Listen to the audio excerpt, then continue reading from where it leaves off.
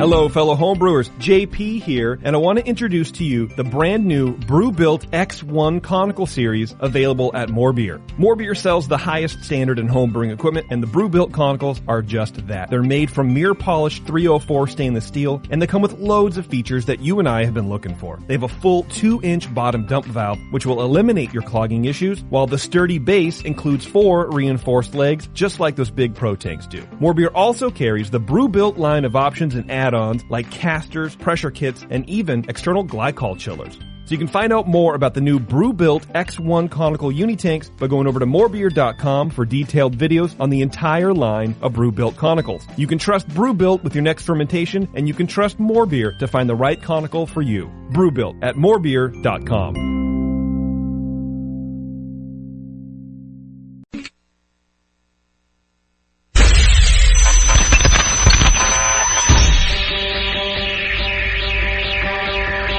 Home brewers, craft brewers, beer lovers, beer drinkers. Get ready for an all-new experience in information exchange and beer culture. Your only source for live beer radio that brings expert brewers from around the globe right to your home. You're not just listening to broadcasters, it's the Brewcasters on the Brewing Network.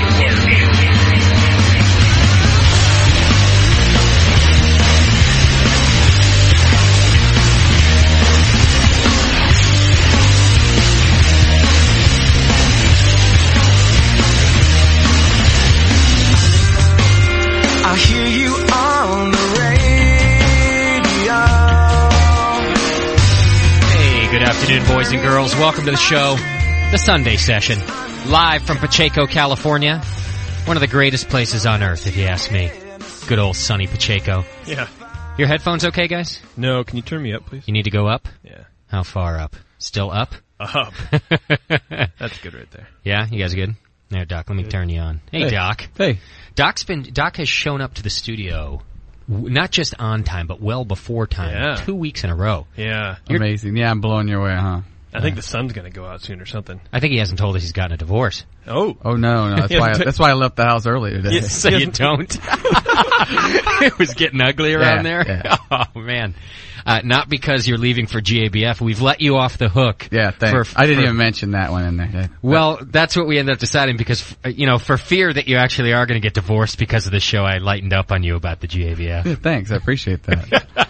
I'm sure that made all the difference in Doc's world. Well, it was looking ugly. I mean, every time he left my house, whether he was here, doing other stuff or for the show, you could see him moping out the door, remembering that eventually he was going to have to go ask his wife. Oh, yeah. So no GABF for Doc. No. Well, yeah, I just doing the back-to-back beer things. Yeah.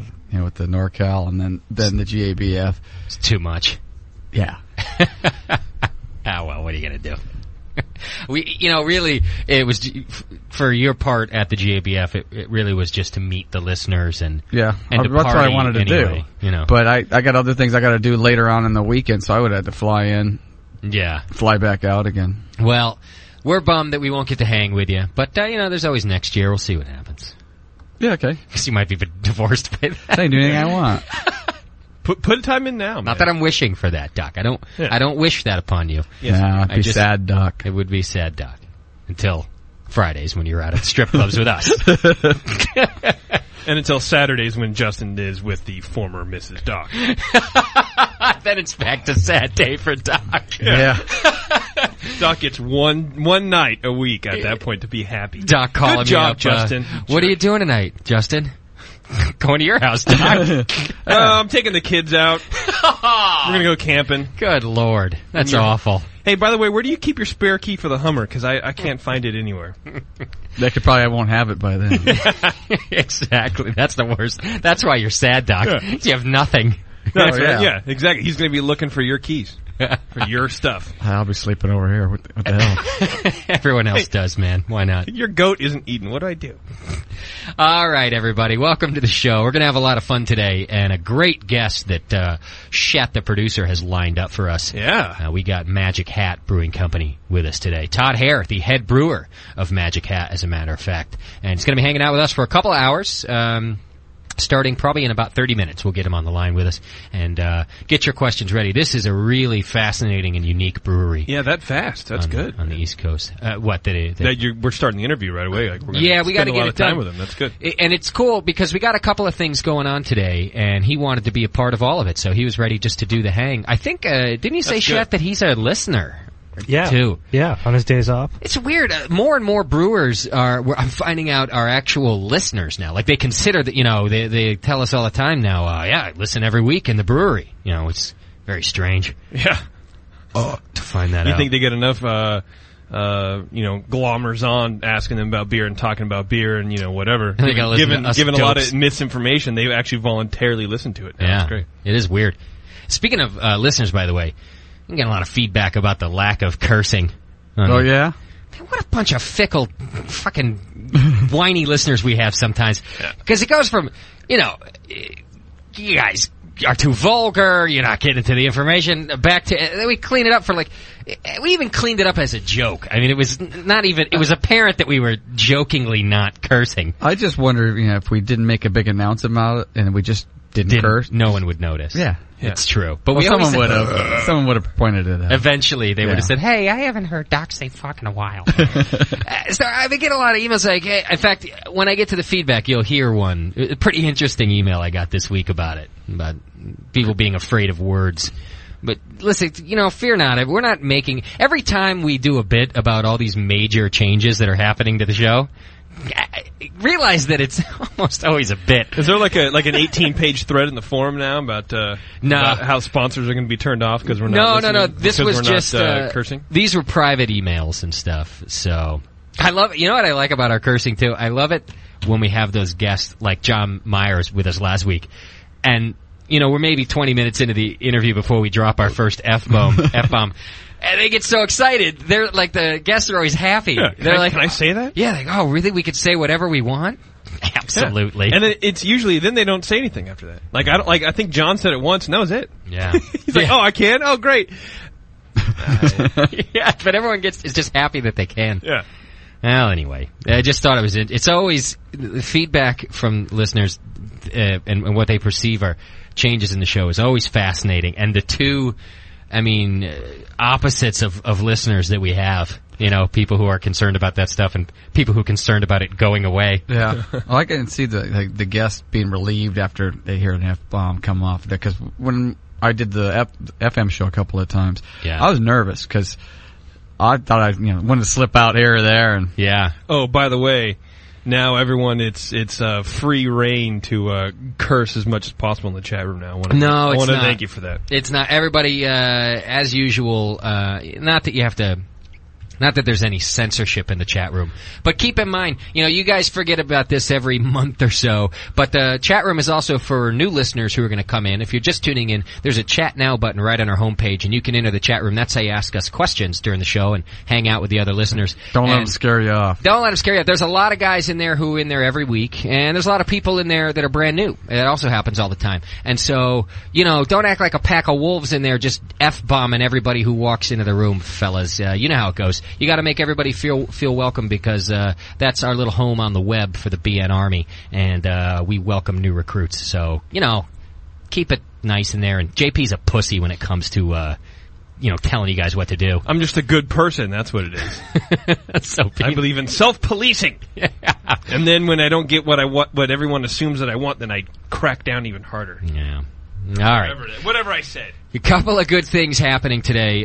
Not just that we've got Todd Hare from Magic Hat Brewing Company with us today, but there's a nationwide toast going on tonight. It's 9 p.m. Eastern Time, 6 p.m. our time here on the West Coast, to the late and great Michael Jackson.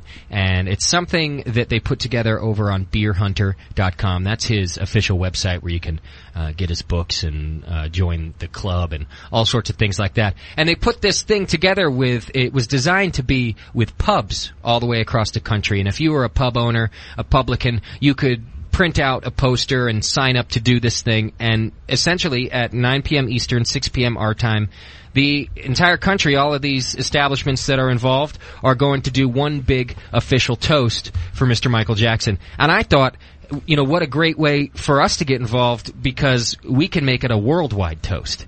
So not just these local pubs doing it, but we're going to do it here on the Brewing Network. I know that the Aussies got a day off today. It's Monday for them, so I think we'll have some Australian listeners. We always have some Canadians out there. We've always got some people from Mexico and even farther into South America. So tonight we're going to participate in this toast for the great Michael Jackson at 6 p.m. and we'll do a cheer. We'll have a chug. We'll have a moment of silence. It's the only time silence is allowed on the radio, as far as I'm concerned, is during special events like this. So stay tuned for that. And a cool thing about Todd from Magic Hat, he wanted to be involved in it too. So we're going to go ahead and start the interview, and then he'll be on with us. And so get yourselves, maybe you got a special beer in your fridge or in your closet, something you've been saving up. Why don't you pull out something nice for Michael Jackson? Because, well, I'll tell you why. I'll tell you why he means a lot to us here and to everybody else when we get closer to the toast. But pull out something nice. Get that ready for 6 p.m., about 45 minutes from now, 9 p.m. if you're on the East Coast. That's something we got going on today. And, yeah, and then I'm telling you, you're going to like Todd Hare because we got a lot of topics to cover with him. We're going to talk about hop backing. We're going to talk a little bit about barrel aging. We're going to talk about krausening and top cropping ale yeast. We're going to talk about non-traditional ingredients used in beer. I mean, this brewery and this guy, they do a lot of different things in their brewing process, and I thought, what the hell, let's get it all in there. And he's got a couple hours to spend with us. So those are the couple things we got going for you today. You're going to enjoy it. 888-401-BEER. That's our phone number. You can ask us questions that way or send them over to JP in the chat room. All right. Wanted to talk about Wonder Brew Boy Shat McShat over there. Yeah, I asked him, you're brewing. Yeah, I brewed this and that and this and that. Yeah. Since yesterday. Well, Wonder Brew brewed 3 times this weekend. Wonder Brew. Yeah. The reason he brewed today was a makeup brew. I always like to talk about other people's screw-ups. It makes me feel better, especially when Wonder Brew does it. And the Golden Boy. Yeah, Golden McGold over here. Golden McDole. McDole Gold. So he brews 2 batches yesterday. He had a Doppelbock and a Kolsch going. And I don't know what was happening. Somewhere in the middle of the two, he had finished the Doppelbock. He's getting ready to start the other one. He got a little cross-eyed or something. I don't know what was happening. And too much cousin, brah. He mixed up his yeast and the starters. He pitched his Kolsch into the Doppelbock, and then didn't know what the hell he was going to do with his Kolsch because all he had was the German Bock yeast then to go into his Kolsch. Exactly. He was pissed, man. It happens, I guess, right? It does. It'd be interesting to everybody I else. Hope somebody says yes, but me. Especially here, it happens. Yeah. Well, I wanted to talk about it too because Shet's he's a happy brewer. He's out there. He's all smug. Oh yeah. And as soon as that happened, man, you could just see that smirk wipe right off his face. He was miserable for the rest of the afternoon. He just switched over, huh? Yeah. I had to call Jamil for him. Like, hey, what would you do? So we found out it's not so bad. Yeah. You know, we have like a Helles Bock. What did Jay-Z tell you to do? Basically just put them both at 55 and let them go. Although the Kolsch, I guess we didn't pitch enough. Yeah, but I pitched another vial today. You did. So you're gonna go. That was a concern. Ferment them both at 55. Exactly. You've got Kolsch yeast in the Doppelbock, and you now have German Bock yeast in the Kolsch. Correct. Which Jamil says will make the Kolsch actually very similar to a Helles, because as far as the grain bill is concerned, the Kolsch and the Helles. Pretty simple grain bill. Remarkably what I told Chet. Is that right? Look at you all. Hey, Oz just told you to shut up and stop whining about someone brewing beer for you. Yeah, I'm not whining at all. I'm just making fun of him. Yeah. So, Ozzy, hey, why don't you go wallow in your sobriety somewhere and leave us alone? Ouch. You bald jerk. So today, you wanted to get right back on the horse, though. So you brewed another batch today? Got up early and went out and got another kit. Yeah. What are you brewing today? Schwarzbier. How'd that go? Awesome. Yeah? Nailed it. No mistakes? Oh, yeah. Nothing. Nailed it. You were seeing okay today? Oh, yeah. I don't know what happened. I don't know. 2 beers at one time. Yeah. Too much for me, I guess. But I'm just doing 5-gallon batches, so. Okay. Filling up that freezer. I thought the Kolsch last night was a 10er. Yes. That's the only batch I did 10. But two 5s. And then actually a 4th earlier in the week. Wow. So what is that? 25 gallons of beer we got fermenting over there? There we go. What's that, about 3-4 days around here? Yeah, pretty much. Oh, that's good, man. Yep. So you're fermenting all those lagers at 55, huh? Yep. All right. Then I got a Scottish 60. So, yep. Doc, what's he going to do if that Kolsch doesn't take off at 55? Is he going to pitch more? He's getting really sad again. Should he pitch more? Should he take it out of there? I'd probably just take it out of there. Yeah, warm it up. Warm it up and warm it up, shake it around a little bit. I'd shake it around, see if that works. If that doesn't, just take it out of there. And what about the O2? If it's not fermenting, you can put O2 in there. Okay. But make sure it's not fermenting. You can always re-O2 it if it's not fermenting. I hit it pretty good today. Yeah, you're probably okay. But yeah, you might want to, if it's not going, just bite your lip and take it out and put it in the corner. Well, put yourself in the corner while you're at it. If you're going to O2 it, you should probably take a gravity reading to make sure it's not going, and make sure it's not just really going slow. Make sure it's actually dead, because you really don't want to add O2 after 24 hours for that yeast. Yeah, as long as it's not fermenting, you're okay. But like I said, it could be going really slow at 55, and it might not be bubbling out the bubbler. There you go. Yeah, JP, not a bad idea to take a gravity reading right then. Gravity reading. Rabbity beebing. Right, Scooby. You always need a good rabbity beebing.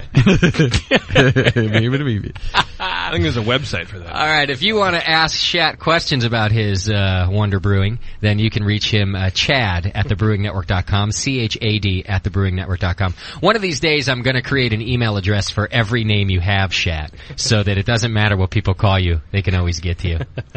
Free advice, too, by the way. I guess... free advice after I filter it through McDole. I guess somebody was talking to Shat the other day saying, Chad, you shouldn't let them treat you like that on the show. You shouldn't let them call you Shat either, man. That's not good. It's disrespectful. And guy was concerned that we were mistreating Wonder Brew. They just don't get it. They just don't get it. When I hired Shat, I said, Shat, this is your job. Take shit. That's your whole description. He seriously asked me, so when you say producer, can you give me a job description? Just write something out for me. So I took a week and I came back and I said, take shit. That's your job description. So don't worry about it. Put a target on you. Shat the producer. I saw some of his, Shat now also contacts, guests and sponsors for us, and I saw how he signs his email. It's Chad, quotations, Shat the producer. It's his title. Well, it goes so back and forth, Yeah, I like it. It is a good title, I think, for you. All right, it's time for Doc's favorite part of the show, and a lot of it today. I think we're good. You've got mail. Kick ass. What's up, JP? I was going to say Shat should get a tattoo. It says Shat the producer. Definitely. And some sort of BN thing.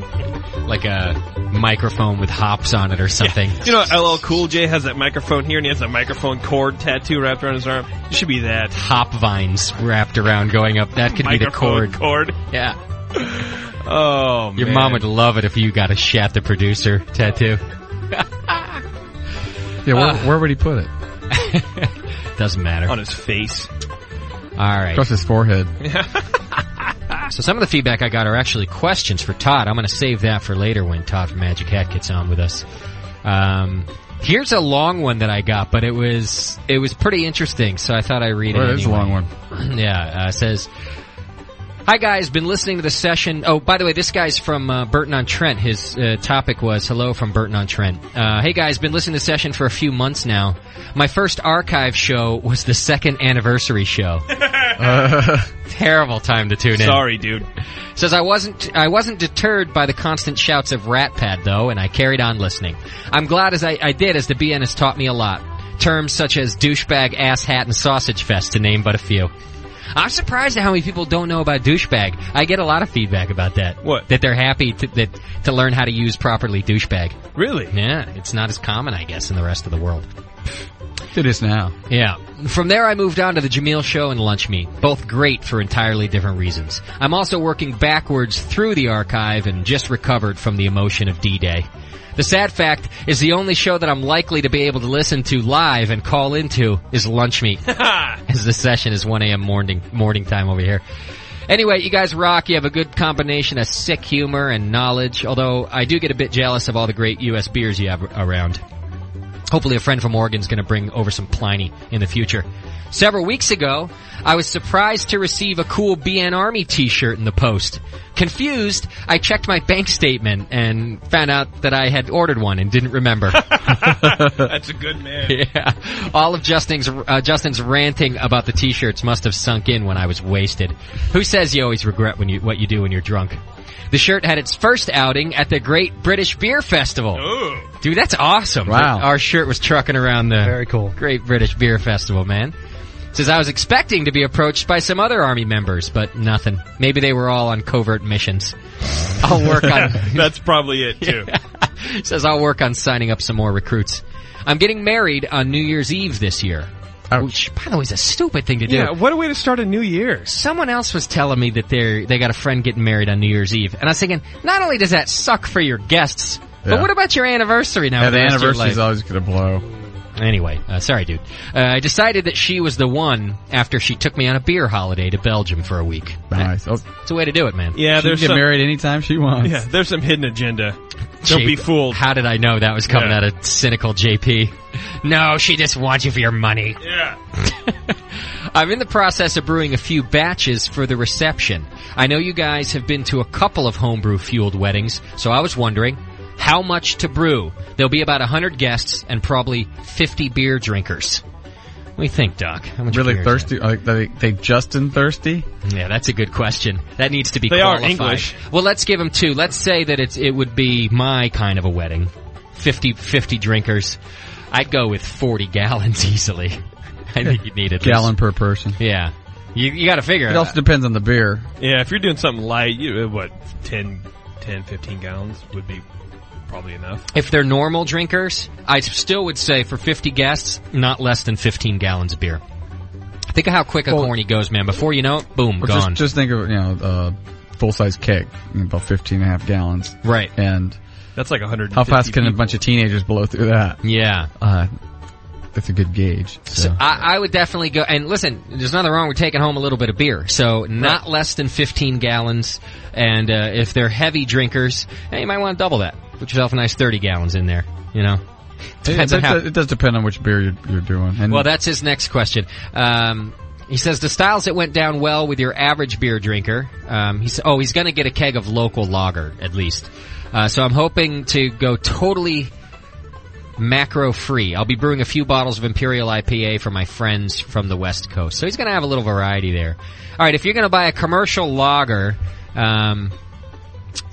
yeah, I don't know. Yes, then maybe just go with 10, 15 gallons gallons. of homebrew is I would think, fine. Do something to mix it up and something moderate. Yeah, I mean, if you're going to have a local lager, you might as well have something a little beefy. You know, you don't need to necessarily do something light. Although I don't recommend 6%. serving barley wine at your wedding. Not if you want to have a peaceful ending to the entire situation. Because things just get ugly when that, you know. Yeah. I don't recommend serving any high-gravity beers. Well, it's going to be on New Year's Eve, too, right? Yeah, that's true. So maybe they're looking for a reason to party. Yeah, you might want to up the ante a little bit. But don't barley wine it. A little cream ale or something? That's for the wedding night. Calvi in the chat room goes, if you have 50 beer drinkers out of 100 guests, you need to rethink your guest list. Well, you know, I actually... all the husbands are drinking and all the wives. Huh? Yeah. I think that's the perfect way to plan one of these things because you want to make sure you don't run out of beer. So you invite just tons of beer drinkers and you guys are going to go dry. So I think he's got it right, actually. He made some recommendations for some music, which I'll download and get on here for you guys. But anyway, it says, keep up the good work. You guys rock. That's from Private Soil Boy in our UK regiment, Burton upon Trent, England. All right, some more feedback. Dear General No Talent McHackerson, holy crap. Doc describing the history of beer at the end of the last Brewcast was one of the creepiest voices I have ever heard. He says, you talk about Push and other creeps making skin suits. I think Doc's the one you have to watch out for. Maybe he's not using his neighbor's skin, but I bet he wears a goat skin suit while nailing his wife. Oh man, that voice... now I'm getting creeped out. Now you're creeped out. Says, oh man, that voice inappropriately touched something deep in my soul. For the love of God, please don't ever do that again. And for the safety of future generations, delete all copies of that. Better yet, burn the hard drive that the files are stored on. Your humble foot soldier on the European front, caped Brusader. And he wants to know, did you guys ever send a kit over to Daniela, and is she brewing? No and no. She's got no time to brew. She's working all the time. And although now she's not working, she's at Oktoberfest basically every day. She's drinking a lot. She was hanging with the Whites for a couple days at Oktoberfest. Oh, yeah? Sully's over there now. Sully's there now. I don't know if she hooked up with Sully. I think she probably sullied her. But the Whites have been there, and she took them around to a few tents. She said that Mike White got trashed. Like, really trashed. Awesome. Like, we have to take him home to go to bed now. Oh, no. So I can't wait to hear that from Mike White. It's going to be good. All right, what else do I got? I could see that. A lot of stuff here, I'm telling you. Here's a guy who wants us to know what a great sleeping aid our show is. Hey there, Brewcasters. Want to let you know what a great sleeping aid your show is. I started listening to the Jameel Show at the beginning of the summer from many recommendations on homebrewtalk.com and enjoyed it very much. It left me wanting more, especially since I've not been able to brew that much this summer. So I started downloading the Sunday Session archives, too, and I'm still wanting. I fall asleep listening to you a-holes just about every night. Sad, isn't it? I think it's has really started to warp me subconsciously. By the way, I would agree with it. I would not recommend falling asleep to this show. You have weird dreams. Well, you get hammered enough, you will just fall asleep. Yeah. Because I listened to the Charlie P. archive show just the other day, the Papazian show we did, and he had a criticism. That was a long time ago, too, I think. He says, you didn't have him say it. I would love to have heard him actually say those famous lines. Though maybe he did say it, and I just fell asleep. Yeah. I don't know why I didn't have. You don't want to act. You don't want to ask a guy to act like a monkey. Like he's a circus animal. Do your trick. Do the thing that you do. Yeah, and the guy he has to say it at like every event he goes to. Hey, he made it up. He has to. It's his catchphrase. Yep. I don't remember. We might have said it. I don't really remember. Anyway, seriously fun show. Actually, I often stay up later than I intend to because I'm laughing so much. And I guess there's some information to ponder in there as well somewhere. So. There you go. That's from Dave in Vermont, as a matter of fact. Home of our brewery guest today. Cool. All right, here's the cursing. I think this will be the last one. No, I got two more to do. I told you we got a lot of stuff. A speaker at a University of California free speech rally, leave it to the Berkeleyites, in the late 60s, got up in front of a couple thousand students and said simply, anyone who is afraid of words ought to have his fucking head examined. And the crowd cheered wildly. Now, in Pacheco, 40 years later, it would seem that we are having a major relapse into the linguistic dark ages. Our little wee-wees have gotten terribly chilled and are shriveling up and retreating into warmer places. We are turning away from our beloved friends, the dirty words. Why are we suddenly surgically altering our vocabularies? Why are we whacking off the best few millimeters of our colorful tongues? Why are we neutering our sentences to satisfy some nameless neo-word abishonists? The forbidden words are the most versatile and energetic words we have to work with. They excite, they stimulate, they energize, they activate, they entice, they aggravate. Just like balls. But the only thing they don't do is promote boredom. Nobody is ambivalent. They get everyone's attention. They are our heroes. Our old pal fuck can be used for almost every part of speech, can have 100 different meanings, and can be used in thousands of different situations. It is unfettered by all the stupid grammatical rules to which lesser words are subject to. Who would be stupid enough to blow such a powerful and versatile verbal tool out the frigging door? Why didn't he say fucking door if he's so in love with... Because he doesn't have to. Which brings up a good point. Why, if you say something in Old English, is it okay, even if it's the exact same word, only a few hundred years older? Who exactly is emasculating our First Amendment rights here? Armies the world over, from every country and every time, have warmly embraced dirty words. Why should the BN Army be any different? Your loyal pal, Chris. Sergeant Chris, BN Army Southern Support Division. Jesus, Chris. From Hollywood, California. I told you, man. Well written, though, Chris. Good job, and very eloquent speech. I didn't understand half of it. Use of the words fuck. I think that was his intention. Oh. So that JP wouldn't get it. Yeah, I don't know. Like I said, we're not avoiding the dirty words. It was a joke. Dirty words. All right. Hey, here's a cool one. Speaking of brewers, over the history of our show, our brief history, there's been a few listeners who have contacted me saying, hey, I'm going to open up a brew pub one day, and I listen to you guys all the time. And sometimes they have us address questions, things like that. Well, needless to say, not all of those emails I get ever come to fruition. I don't often hear back from a lot of people saying they've done it. But one guy did get back to me. He says, hey guys, I just wanted to drop you a quick line telling you that you're still putting out awesome shows. Very informative these days, even. Surprise, surprise. I don't know if you remember me or not, but I used to go by the name of Kern River Brewer in your forum and chat. A few years ago, I was talking to you about opening up a brew pub in Kernville. Well, we have been open now for a little over a year, Kern River Brewing Company, and things have been well. We recently started bottling 22-ounce bombers and are kind of taking that slow since we're a small 7-barrel brew pub. Anyways, enough about me. Just want to let you know I download your archives and listen to them either when I'm brewing or jogging in the early morning. Just listened to your show with John from Rogue and loved it. What a great guy. Anyways, I've had my IPA at the Toronado a few times. Whoa. It's called the Just Outstanding IPA. And I was asking if I had a chance to try it. I've not tried it, but I'll tell you what, I'm going to be looking for it, dude. So he's going to get back to brewing, says keep up the good work. That's from Kyle, Kern River Brewing Company. If you're interested, check out kernriverbrewing.com. That's awesome, man. Isn't that great? Yeah, send us some. Yeah, send us some beer. Another success story. Sounds pretty happy, too. Well, we ought to get him on the show and find out how that transition was from, home brewer, listener home brewer at that, to professional. So, Listener homebrewer. That's a whole different category, isn't it? Yeah. I've been to Kernville, too, by the way. It's a cool little place. I used to go whitewater rafting on the Kern River there. And you were active once? I used to move. Like outdoors? Yeah, I used to walk and everything. Wow. That agoraphobia didn't hurt you back then. No, that was back when I wasn't afraid of germs and outdoors and everything else. Strange people. I could camp, yeah. People didn't bother me. It was fine. It's a cool place. So a good place to open a pub. KernRiverBrewing.com. That's a cool thing to hear that he's doing that. So congrats, my brother. Keep up the good work. All right. This is the last thing. This is partly feedback and part response to something that happened last show. Listener wanted me to know, hey, Justin, Doc was wrong about his crystal malt explanation that we did last week, which is about whether or not they are convertible, things like that. He says, just because they're converted in the malt, steeped, doesn't mean they're fermentable. The kilning after the steeping makes the crystal malt more complex and less fermentable. If they didn't kiln it, it would be a lot more fermentable.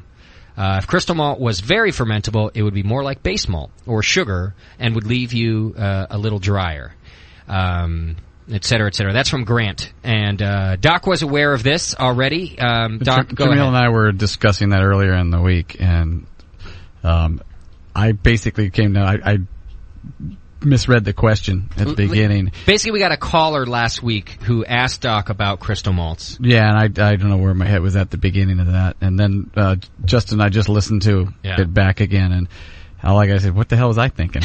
Although you got it right at the end. No, we ironed it out at the end. Yeah. So. What was the whole deal? What was the question? Is it just whether or not... I thought it was whether it's fermentable or not, and... Then we got into conversions and all kinds of other stuff, but okay. Is there a final word? What was the real answer? Yeah, the real answer is that it still is fermentable, but the more you kiln it, the more the sugar's complex and melanoidins and things, so they get less fermentable.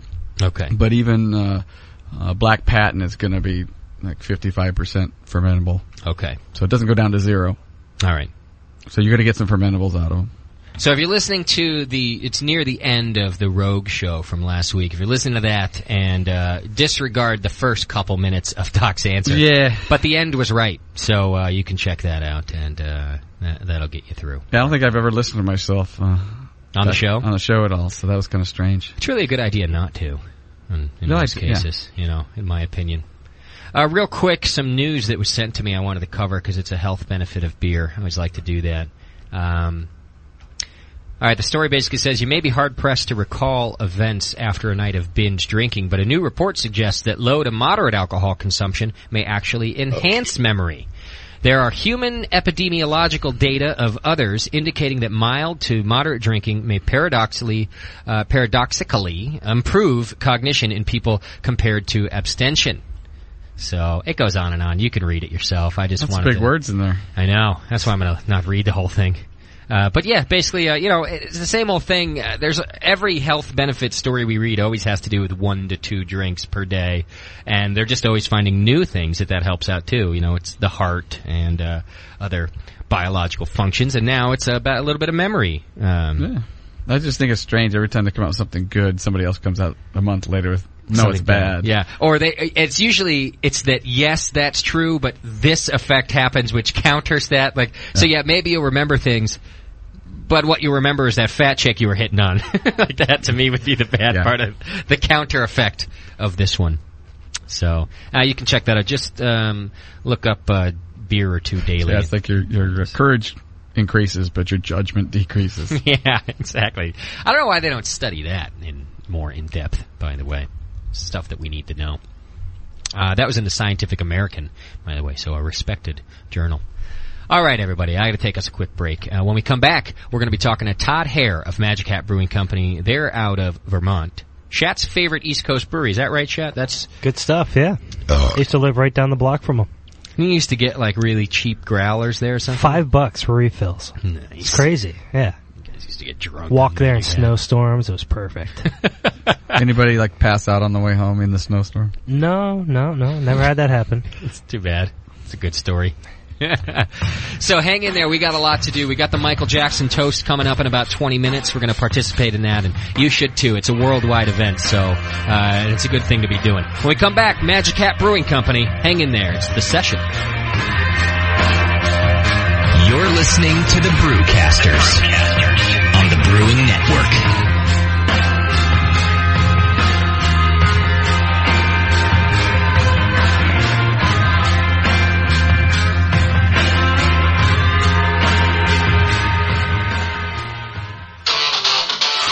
And you're back with the Ultimate Homebrewing Show, where today's topic is dark beer. But first, let's go to the phones. Who are we talking to? Jamel Zainashev. What can we do for you, Jamel?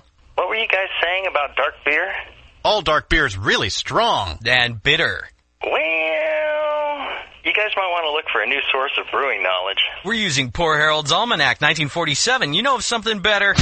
Brewing Classic Styles by Jamil Zainashev and John Palmer. 80 award-winning recipes and how to brew them by the #1 names in home brewing.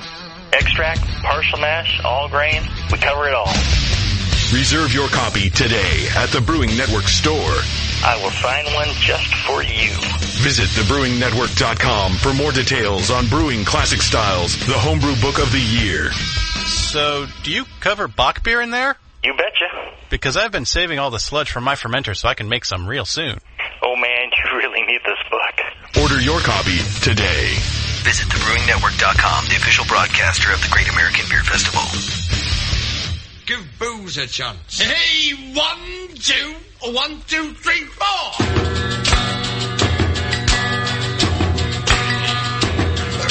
Everyone is talking about light ale, brown ale, lagers, Wilderson, Sylvie, Rick, Venus, Wingers, vodka, all we are saying is give booze a chance.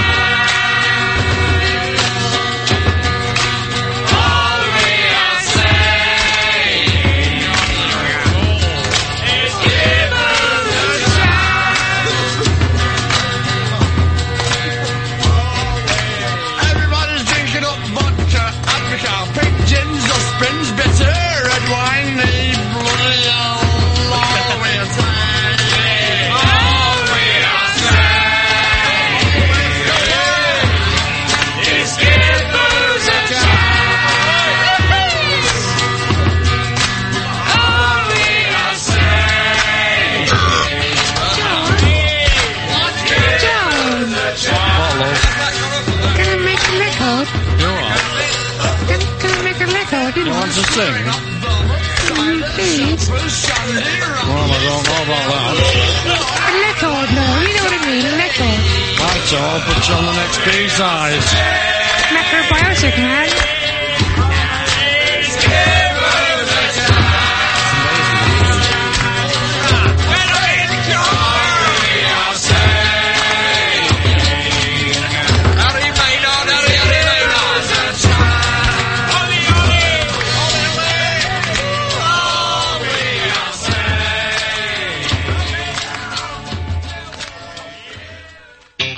If you like the prices you get from the major homebrew shops but live on the wrong coast, or if your local homebrew shop doesn't carry what you need, or if you just want a shop where you are appreciated as a customer and treated like a friend, head on over to the Do-It-Yourself Brewing Company at DIYbrewing.com. They have an extensive selection and are bringing new products in on a daily basis. In fact, if you need something they don't have, just let them know, and they'll get it for you as soon as humanly possible. Check out all their products, recipe kits, winemaking supplies, and specials at DIYbrewing.com. With everything from Ferminators to carboys, DIY Brewing either has what you need or can get it fast. At DIY, they're homebrewers helping homebrewers get what you need. Visit them in Rollinsford, New Hampshire. Call 603-205-4168. And stop by DIYbrewing.com and get brewing. And during the month of October, get $5 off any $50 or more order with coupon code BN. Do it yourself with a little help from DIY Brewing. Wait till you can pour it out of your own kegerator. Yeah. I mean, your friends will look at you with awe. And it's just hot. It is? It's so super hot. The home of live beer radio. TheBrewingNetwork.com. Because like beer, radio shouldn't suck. You're listening to The Session.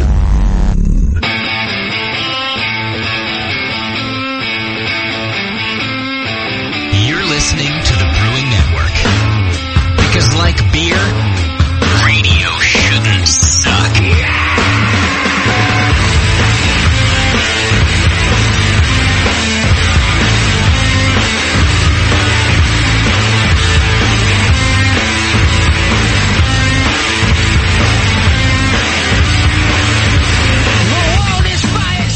Welcome back to the session, everybody. Hope you had yourselves a nice break and you refilled your glasses and maybe visited a couple of our sponsors while you were at it, because that's a nice thing to do. You know what I'm saying? Only nice people do that.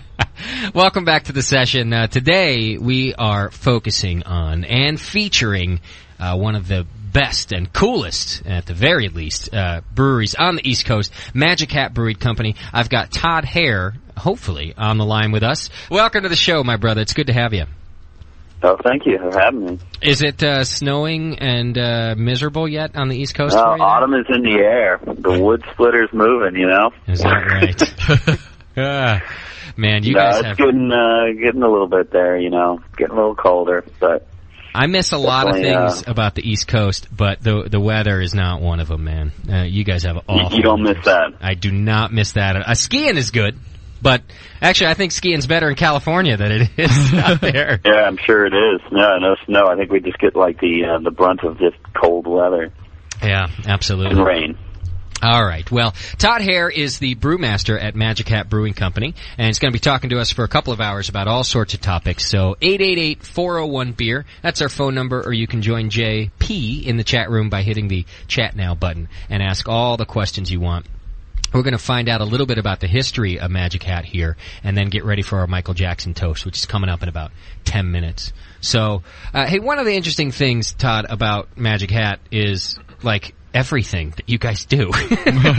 You're kind of a weird place with, it's very eccentric, and I kind of want to know about how that all started. What's the idea behind Magic Hat?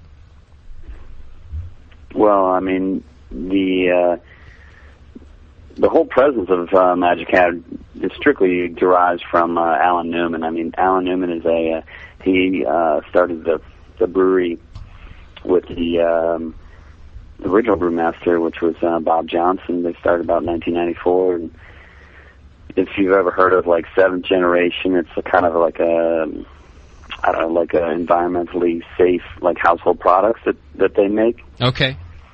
That was like a company he started earlier in his days, but I mean, Alan is just like a pretty, you know, I mean, his image is everything. So everything, the look and feel of Magic Hat just comes from this guy, and he's like a, I don't know, barefoot hippie walking around the brewery with broken glass. So you figure it out from there. But, beautiful. You know, I want to meet this guy. He has, let's just say, you know, that's his vision, and I would say he's like that main brain that kind of where everything trickles out from there, like the Medusa cap, so to speak. But okay. It's pretty interesting. All right. You can kind of see it if you go to the website. Is it magichat.com? Is that the website? Chad? It's MagicHat.net, I believe. There you go. If you go there, you kind of instantly get a feel for this not being your average brewery. And it's a cool website. You got to do some searching around for different things, which, I'll be honest, typically is annoying. But with Magic Hat, it's kind of fun because it's really a well-designed site, and you got to search around for everything. Oh, yeah. You got to work for it. Yeah, that's right. It used to be worse. When I found you guys for the first time about a year ago, I think it took me 20 minutes just to find the beer list on your old website. I felt like a dope. Yeah, so people have been working on that, so that's keeping a little... We're always like that cloaked in secrecy, so to speak. So. That's cool. How long you been the brewmaster there? Well, I've been at Magic Hat for about 10 years. Okay. And so I kind of was Bob Johnson's right-hand man there, so to speak, for the past. So I've been kind of brewmaster there for about the past, let's say, 6 years probably. Okay, wow, that's great. Did you learn to brew professionally at Yeah, Magic Hat? I was a pretty avid home brewer, you know, and it was like always those times where you're like, oh, what am I going to do? What am I going to do? And hey, you know, brewing was such a great thing. So yeah, I kind of from that point, I believe it or not, I had gone to a little short course out in Siebel Institute. Okay. This was probably like at around 1990, I don't know, 92, 93 or something like that. And I worked, when I got there, I finally got a little job at working for free at a brewery in Hoboken, believe it or not. I believe on it. the Hudson River. Yeah. And I ended up going back to Siebel. I got a Michael Jackson Beer Education Scholarship, believe it or not, through the Institute of Wine and Foods. No kidding. That Brooklyn Brewery sponsored, and I was able to go out there for a diploma course. So I was kind of, Siebel was my formal education in brewing, and from there I headed up to Vermont, where I've been since. Okay. Were you living in Vermont before that? I was actually from Texas, believe it or not. I see. So I'm not going back there, though. Where in Texas were you at? I was outside of, I was born in Houston and raised outside of Dallas. Okay. Yeah. So I was back for the conference last year, and I was like, I don't really miss Texas. So Austin's a great city. You went from like the most conservative place in the country to the least conservative place in the country. Oh, yeah. Which is fine by me. Yeah. I think, you know, you always find your where you need to fall into somewhere, one way or another. Yeah, absolutely. But, yeah, Magic Hat certainly let your freak flag fly, so to speak. Yeah. Hey, how did you get that Michael Jackson scholarship to go? It was how did I get that? Yeah. No, it was just I think it was the American Institute for Wine and Foods put this on, and it was they did one for chefs or for people in brewing, and it was a sponsored one by Michael Jackson through Brooklyn Brewery at the time. Okay. And I was like one of the first recipients of it, and then a few other people from that area won that scholarship later on, but it helped, you know, fund a portion of the education that I got further on. That's great. Did you have which was pretty interesting, was knowing that I toasted tonight. When I was at this brewery in Hoboken, and Michael Jackson came and talked. I mean, I don't know if anybody could hear him, but it was like probably close to 500 people at this brewery, which was pretty interesting. No kidding. What did he talk about? Do you remember? What he did is it was a thing that there was a fellow, Richie Stolars, used to do it was called Beers International. It was like from northern New Jersey, and Richie Stolars would put these beer tasting dinners together, and Michael Jackson would come over probably like 2 or 3 times a year and do these and tastings and food pairings with, I think the fellow was Tim Schafer. He's a food chef, but this was like probably one of the bigger ones that he put on. This guy Richie Stolars, who passed away a few, let's say probably 5 years ago, 10 years ago. I can't remember, but it was quite an event. I remember, but I think that Michael Jackson was just like, oh, let me just get through this thing, you know. It was just they probably had a little PA system, but nobody could hear him, and I think he was just like, all right, stop up your beer and move on. Let's get on with it, boys. Yeah. Well, this is a good segue for us because we're just a couple of minutes away from the official toast, which is at 6 o'clock.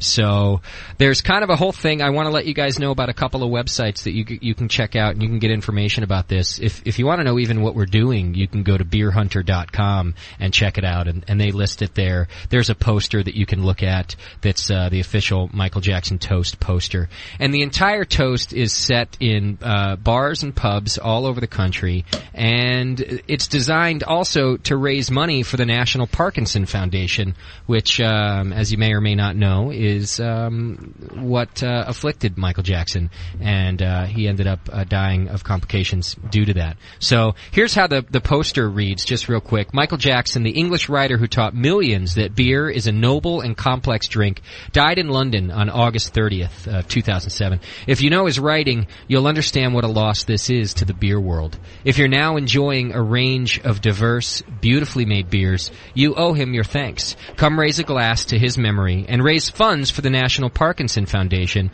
to help people who, as Michael did, live with Parkinson's disease. And Michael lived with it for a long time without telling anybody. In fact, it was only recently that it kind of became public.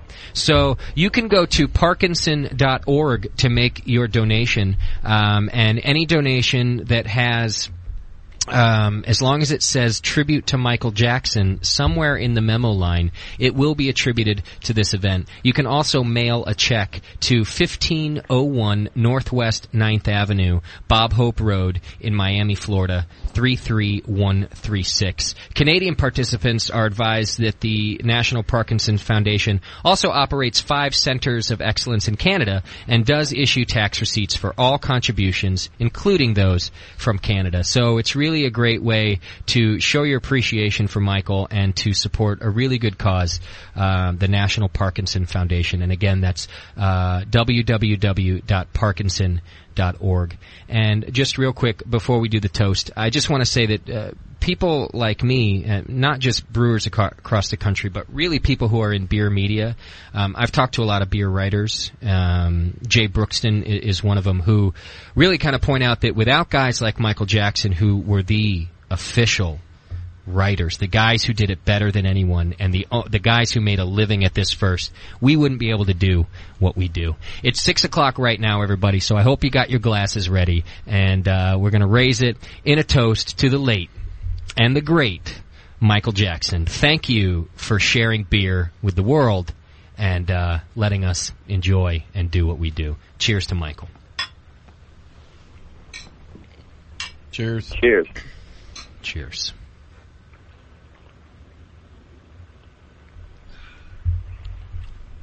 All right, so can I tell you about a cool game that they're playing in the chat room now? Yeah. Does it have to do with Michael? Because I'm not moving on quite yet. Go ahead. Okay. Every time Michael Jackson's name is mentioned, you have to take a drink. Good idea. For the whole rest of the show. All right. Todd, are you in, buddy? Yeah.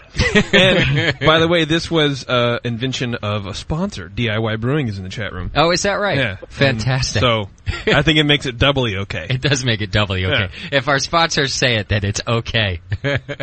I think Michael actually would appreciate that himself. Michael who? That's right. That's a drink right there, Michael everybody. Jackson. We'll take another sip.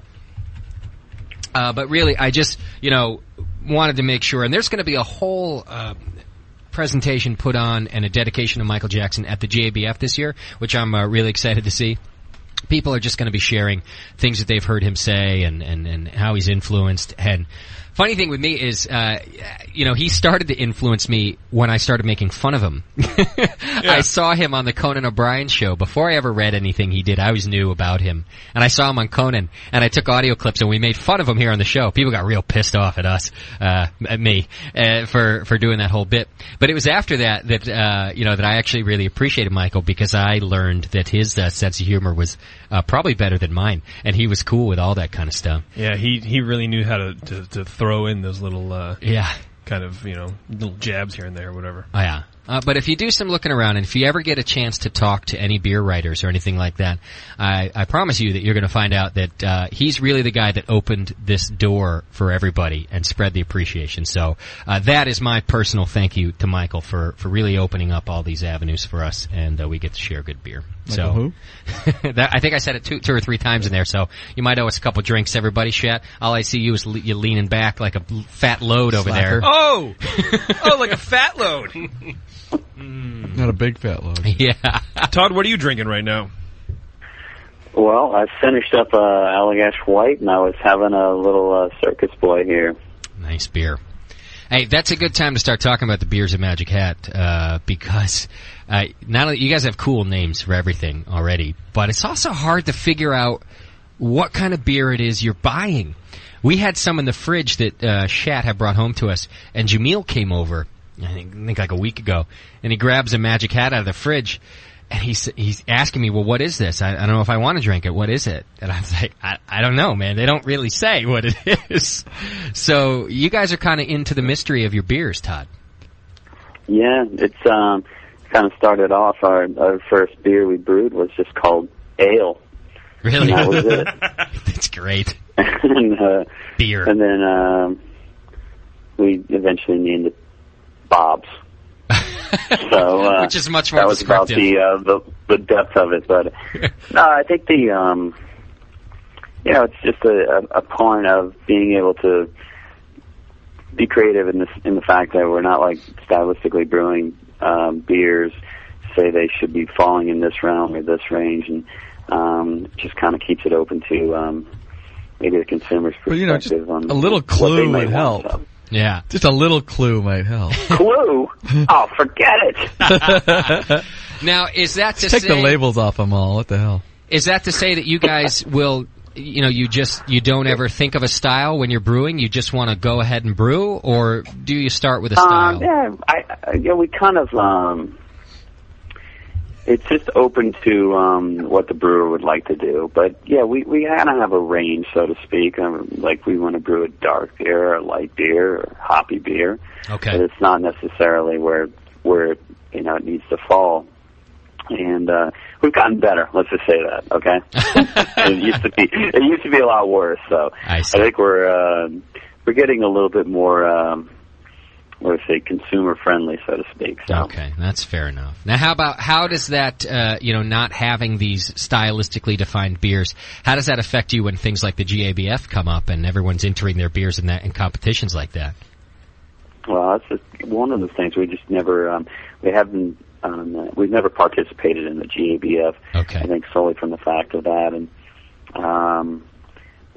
Alan is, he's not a competition kind of guy, and so he just says, you know what, we're brewing beers for our customers, and that's what it's about. And it's part of our mission statement. We're working for our customers, so that's what it's all about for us. Beautiful. So, being the hippies that you guys are, is your place kind of green too? Are you guys reclaiming energy and all sorts of things like that? Yeah, I mean, it's an old brewery where we're at now. I mean, the brewery like I said, we started off as a draft brewery down the road in Burlington, Vermont. And then we moved up a little bit and built a brewery about 10 years ago.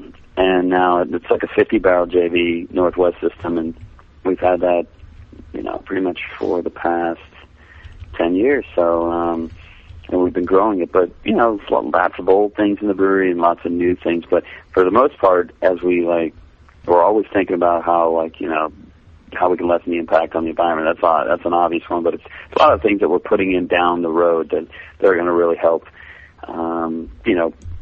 prove like what we're trying to do, and for right now, it's things about all the byproduct of waste that we accumulate during brewing beer that is what we're about recycling. So we have to. It's just going down the drain is not going to help us anyway in Burlington. So yeah, you'll get chased right out of there. That's right. That was an eye opener for us. So anything we can help with, side streaming, that's what we're about at the brewery. Yeah. attack of the hairy-legged women if you don't... No, forget it, yeah. Can't have that. Shat's holding back over You got your fair share there, don't you? You know what? I can make fun of you because I'm right next door to Berkeley, and it's probably worse, man. Well, there you go. They're very similar. Very similar. Yeah, walking through downtown Berkeley, I think the only difference is that Berkeley is filthy dirty, and they still pretend to be like this, really hippie, clean place. And Burlington, though, not filthy at all. It's a really nice place, So what would Michael Jackson think about that? He would think that's funny. Drink time. Hey, someone asked from our chat room, what's the logic behind the numbers for your beers? You got a few with numbers, huh? Oh yeah, we did a series. Well, obviously number 9 is like Number 9. the Beatles, everybody's.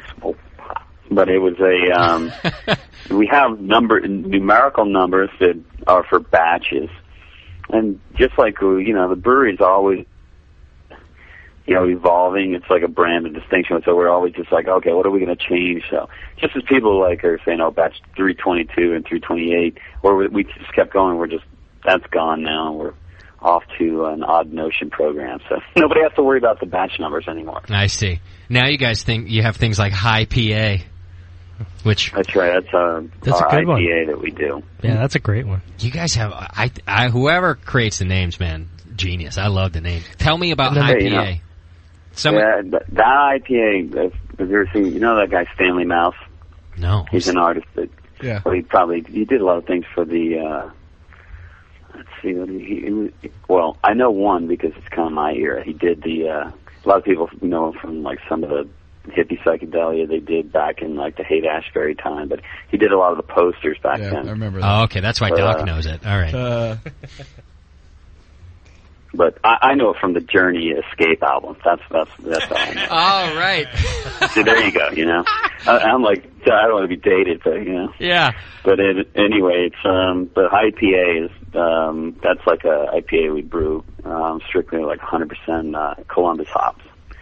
Through that, about 55 IBUs, but okay. That's kind of our spring seasonal beer, but pretty nice, crisp pale malt. Yes, somebody had actually written into me and asked about the hop schedule. You say it's all Columbus, huh? All Columbus, straight through. And do you dry hop it? We do two types of the way we hop our beers. We run a portion zero hop back that goes to primary fermentation, and then from there, about a point before the end of fermentation, we dry hop in our fermenters with pellets because we do open fermentation. And then we do probably a secondary dry hopping when we move to our conditioning or storage area. We do all cone hops. They'll go into the storage tank, and then we'll do, so it's a secondary and then a thirdary kind of dry hopping period. Okay. So as much as we can get the hops on there, the better. It comes out more. I think that the leaf hop gives a little bit more of a kind of a sweet leaf kind of taste to it. So. All right. While I got this guy's questions up, because I'll forget to ask them if I don't ask them now. You want to know, is there an ABV legal limit for Vermont? Yeah, there's 8%. It's 8, huh? Oh, I hate limits. That's why it's named number 9? Yeah. Yeah. Killer, right? This one goes to 9. So this one goes to 9. So when it's 8%, can you only go like right to 8, or could it be within? So could you be 8.5? Nah, yeah. Well, you have to be at around 8%, 7.99%. Okay. And but you can brew the beer. It just is going to be sold in a different avenue, like through the Department of Liquor Control. So I see. You go to the grocery store, you got to go pick up a fifth of booze, and there's like a beer sitting next to the Old Crow or so. I see.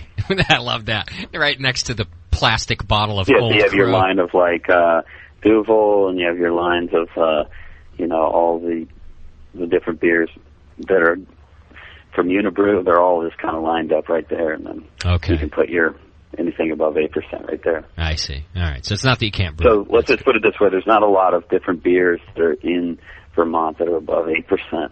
Okay. And then the guy also wanted to know what you guys used for sanitation. Using caustic to clean? Are you using Star San? He just was curious about that.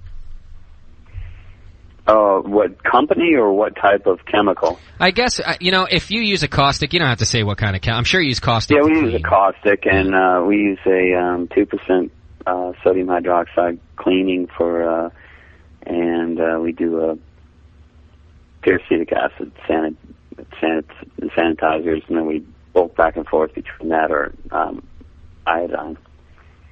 All right, fair enough.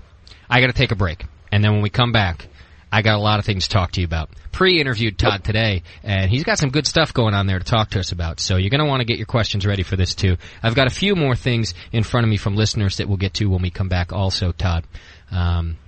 Cool thing about them is there's some beers that only rotate there at the brewery, Shat. I don't know if you knew that back in the day. I did. Yeah? Okay. So we're going to talk about those. They have a barrel-aged series, which is kind of cool. A few different beers that they're all barrel-aged. So we're going to talk about that. We're going to talk about, they have a cool hop back. So we're going to talk about hop backing. We're going to talk about christening and top cropping of ale yeast. We're going to talk about non-traditional ingredients, all sorts of good stuff when we come back. So, Todd, refill yourself a beer and hang in there, because it's just a couple minute break, and then we'll come back. All right, brother. So get your questions ready. It's 888-401-BEER. That's 888-401-BEER. Or, of course, you can join JP in the chat room and ask your questions to us that way. This is The Session. Todd here from Magic Hat. You can go to magichat.net and fish your way around that cool website. It's a fun place to visit. Hang in there. We'll be right back. You're listening to the Brewcasters. The Brewcasters on the Brewing Network.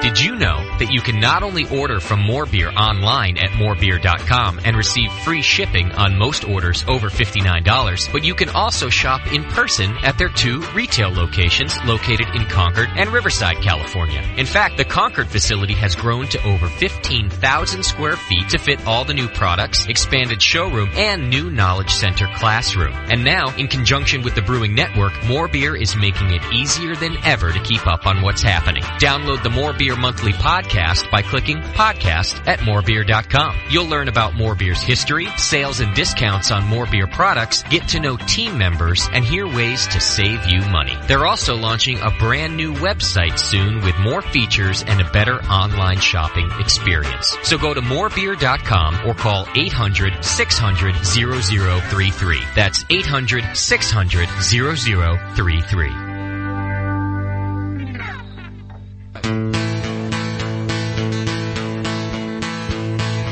B-double-E-double-R-U-N, Beer Run. B-double-E-double-R-U-N, Beer Run. All we need is a 10 and a 5 or a car and a key and a sober driver. B-double-E-double-R-U-N, Beer Run.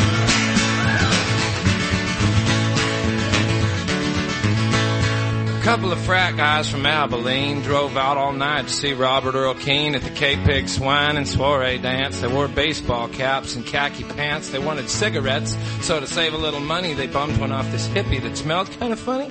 And the next thing they knew, they was both really hungry and pretty thirsty, too. B-double-E-double-R-U-N, Beer Run. B-double-E-double-R-U-N, Beer Run. All we need is a 10 and a 5 or a car and a key and an able driver. B-double-E-double-R-U-N, Beer Run.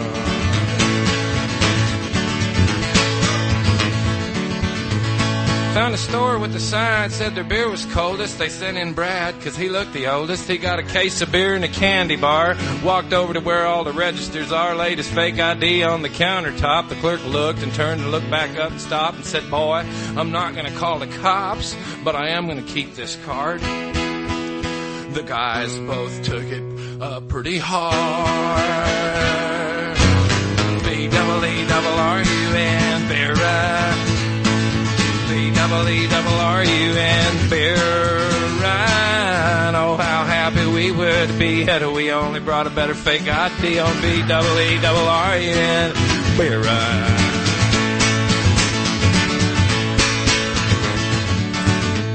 They met another old hippie named Sleepy John. He claimed to be the one from the Robert Earl song, so they gave him the cash. He bought him some brews. It was a beautiful day in Santa Cruz. They was feeling so good, it should have been crime. The crowd was cool and the band was prime. They made it back up front to their seats just in time to sing with all their friends.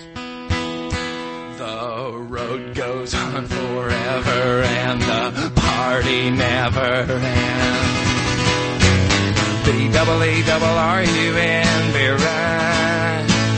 B-double-E-double-R-U-N, beer run. All we need is a 10 and a 5 or a car and a key and a sober driver. B-double-E-double-R-U-N, beer run.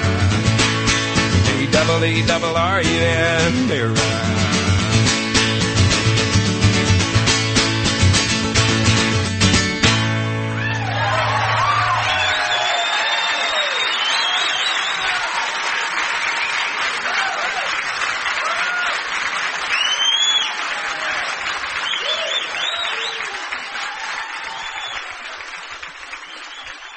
What have you gotten out of a vial of White Labs yeast? WLP 001, Cal Ale, baby. 23, Burnt Nail. 008, East Coast Ale.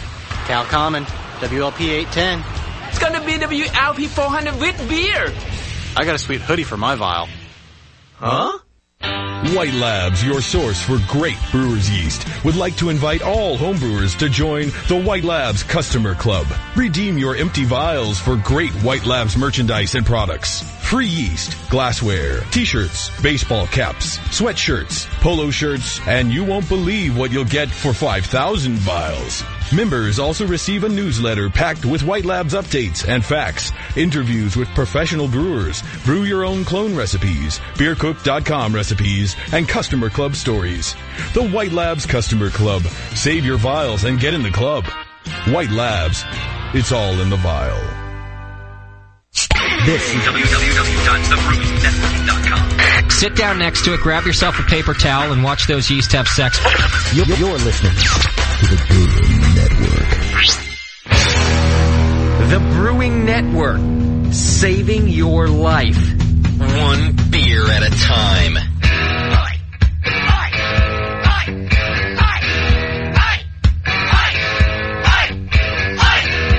All right, everybody. Thanks for hanging in there with us. We appreciate it. We got Todd Hare from Magic Hat Brewing Company hanging with us today, talking about beer. Hey, I just found out that Doc put up his Tom Selleck avatar in the forum that we talked about last week, where he's got the Tom Selleck mustache.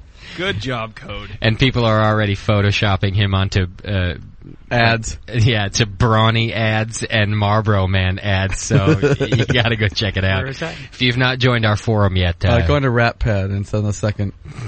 It's on the second page of the RatPad. I don't know. I kind of like Bubs though. He did a Brokeback Mountain too. The last page. The last page. Yeah. Hey Todd, are you still with us, brother? Oh, yeah. All right. Very good. Very good. What are you guys drinking there? Tonight, we actually, for the sake of Michael Jackson, we open up this really nice beer from, it's called Imperial Brown Goose from Goose Island Beer Company. You ever had that? Oh, nice. It's I've never had that beer, but I've had their beer before. They make really nice beers actually, and this one's a really beautiful malty kind of a Belgian style beer. It's a good one, very tasty. What did you refill with, Todd? I haven't refilled yet. Oh, you're I think I unloaded. I think. Hey, I think it's like what is it? 10 o'clock here, 8, 9:30. I don't know what time it is. Yeah, it's probably pretty late. Hey, Chad is spreading the rumor that you're actually a listener of the show, that you had heard the show before we asked you to be on it. Yeah, I'm like I got all my downloads going on my podcast. Nice. He's in the Army. So I was like, the thing is that I dump them all down, and whenever I go somewhere, I'll be able to just put it over my iPod and listen. So it's kind of nice. That just sounds. So I always skim through them and just download as many as I can that I want to listen to. That I know there's a couple others out there too. So yeah, I'm into it though. I don't know what you're talking about. I'm pretty sure this is the only one. What? That's what I'm saying. You guys are the only one. Yeah. There's only room for one. Good one. We might have to send you an honorary BN Army T-shirt because. Oh yeah. Yeah, come on now. All right, brother, I can do that. No problem. What size are you? Yeah, here's the size. I'm a large. Are you? I was hoping. Yeah. I so was hoping you were going to tell me like 4X or something. 4X. Is that all you guys got left for it? It might be all that we have left, yeah.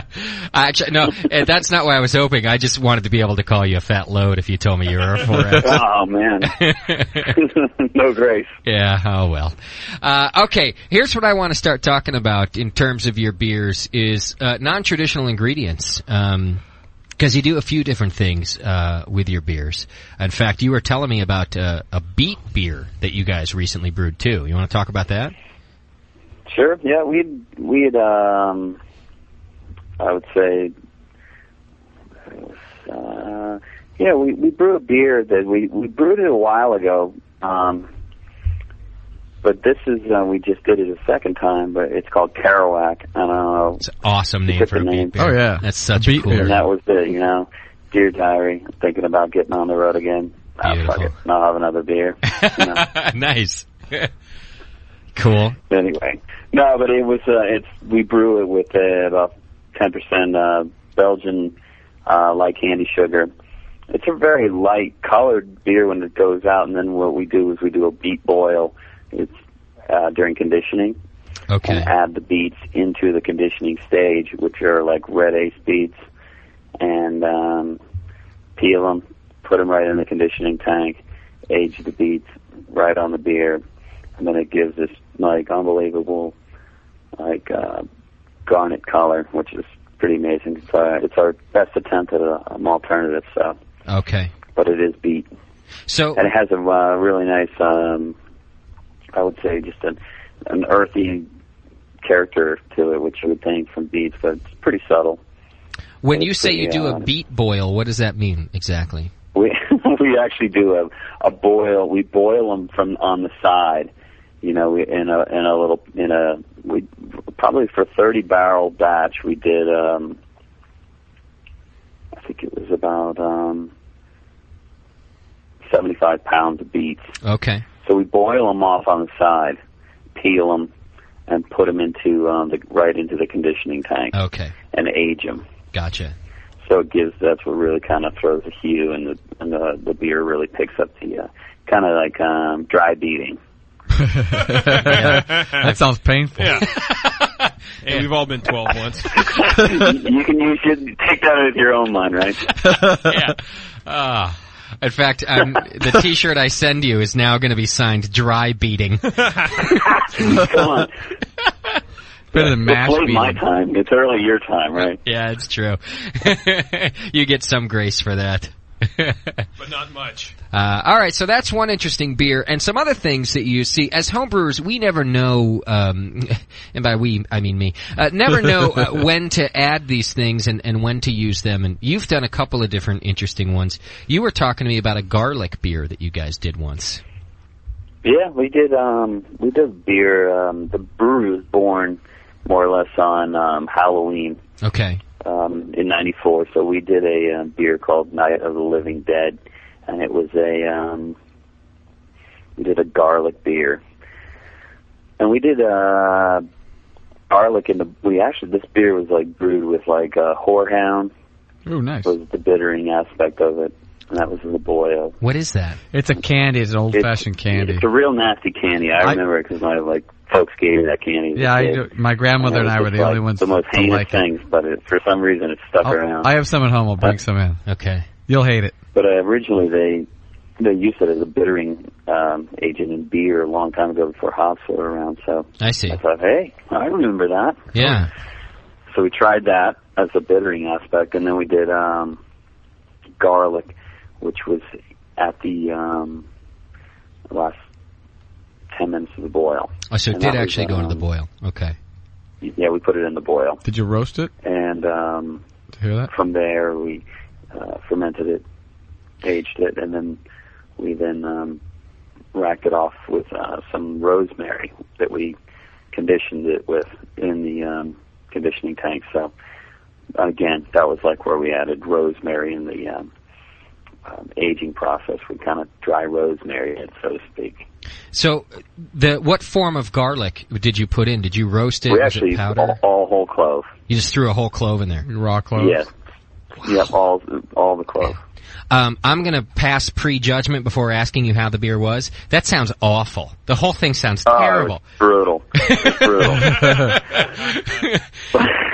I think we still keep bottles around for, when somebody does something very special around the brewery, we want to make sure that they get to enjoy a few of these bottles. And we actually packaged it in clear glass, so you can only imagine. That's great. How that one turned out. Yeah. And we put one clove in each bottle. Oh man. Oh yeah, it was brutal. I would love to try it. Actually, the abomination of Cave Creek chili beer. Oh man. Did you have trouble getting that garlic off the equipment? Oh, that's a good question. Yeah, did the taste of garlic kind of stick around in your brew stuff? No. We that stuff. It's pretty. Or was that last beer you did in that system? The aroma it smelled like a pizza parlor there. That's for sure. Oh, I bet. Ugh. Oh God. All right, and then you said you used rosemary. Where'd you use rosemary? We added that in the secondary. Okay. Gotcha. So it had a nice subtle rosemary character with the garlic. So yeah, I think that it was. Let's just say one in the rough there. I don't know. Doesn't sound like there's anything subtle about that beer. Yeah. No, there wasn't. It was really in your face. So. And what kind of reaction did you get out of it from your customers? I think people were up for the challenge. Yeah. Definitely. But it's a one-off, and we did it, and that was that, and it was an interesting thing just for a birthday party for the brewery. So that is. Did cool. anybody actually come back and say they liked it? No. Oh, I think a lot of people are like, "Hey, this would go good with pasta." Oh yeah. Good. Yeah. What a good pairing. But I think they were like, I don't know, grasping. See, I think that sounds cool. You know what else I think? I think actually putting the garlic into the boil, that's pretty bold too, because cooking it is going to make it come out even more. Yeah. Oh yeah. They go good it over. Was pretty aggressive, believe me. I think it was made you sweat before you even got it down your throat. Yeah. Well, we have a thing around here called the Gilroy Garlic Festival, and they garlic everything: garlic ice cream, garlic pie. Well, there you go. And it would go over well beer. there. Yeah, you should have sent it out there. That's funny.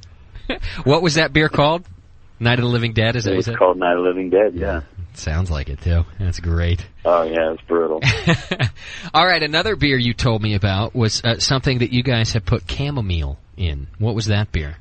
Yeah, that was one of the, I guess, like I said, we don't do too many odd ones, but we do, we used chamomile that was in a braggot style beer that we brewed, and that sounds like a good that combo. one in the boil as well. And that was I think we used probably close to 20 pounds in a 30-barrel batch. It's like a whole bale.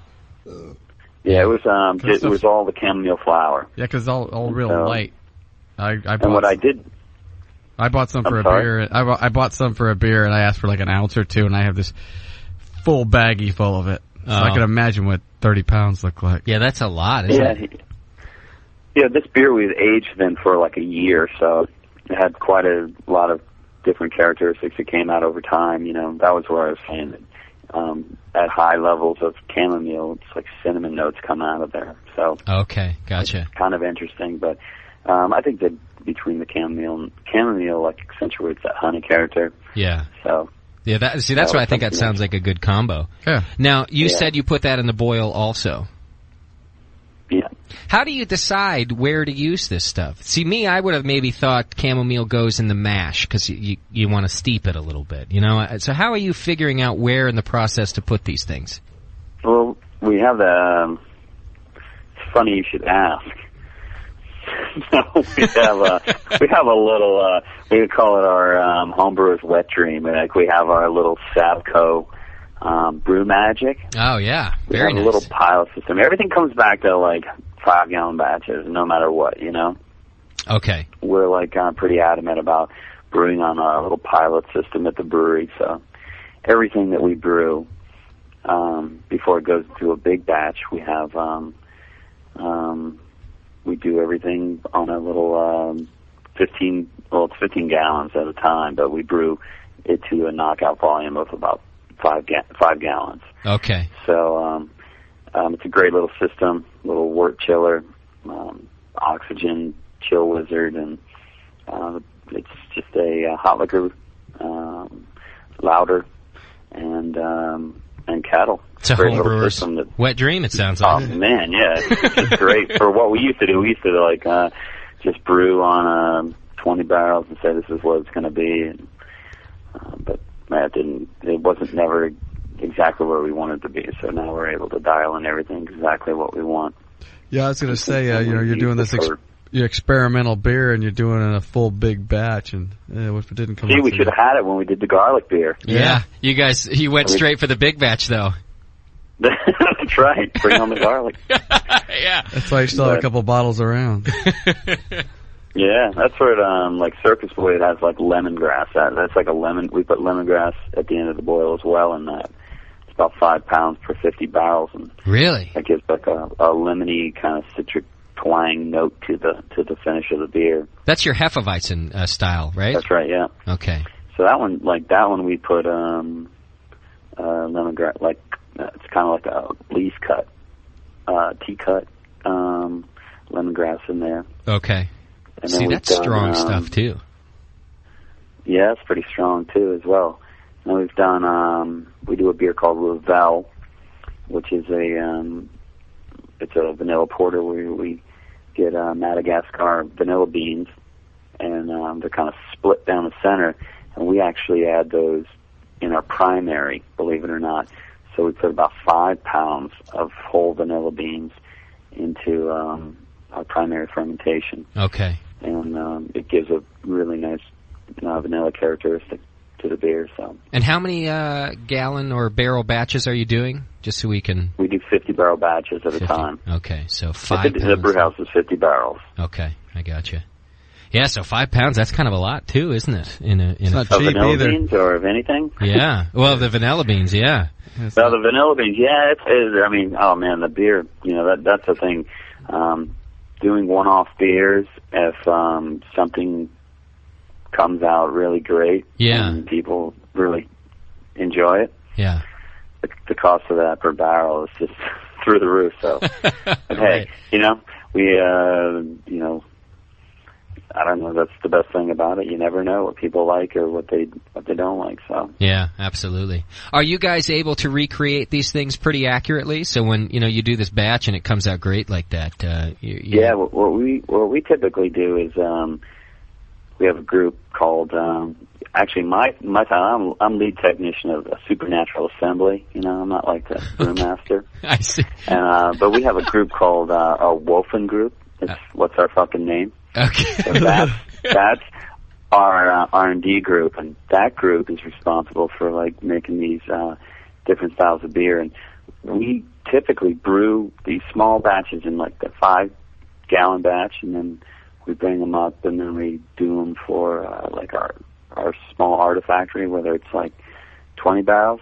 Okay. And then it goes up to like either draft or package. So we're able to kind of scale it up, and they come in pretty close. There's a couple of adjustments we make, and other than that, it's pretty spot on, though. I like that you guys have just freaky names for the beer departments.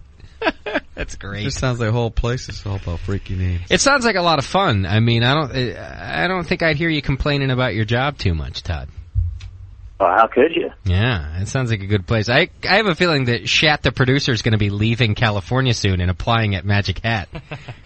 Good place to work. I've always heard that. Yeah. Well, he's got to definitely stop by again when he comes out here, right? Yeah, absolutely. Most definitely. Yeah, give me some of that garlic beer. Did you actually go in there when you were there? Oh, yeah. You I used to went grab in there. growlers all the time. No, but I mean when you were just there a couple weeks ago. Oh, no, I didn't make it up. You didn't make it No, up there. no. Pussy. Were you in Vermont? No, I was down in Connecticut. down in Connecticut. Yeah. Todd, nobody goes to Vermont anymore. What's he going to do there? Unless they want some syrup. Good. I'm glad. Hey, Burlington's Keep great. him out. I miss Burlington. Burlington's great. Chad, did you live in Vermont or you lived in Maine?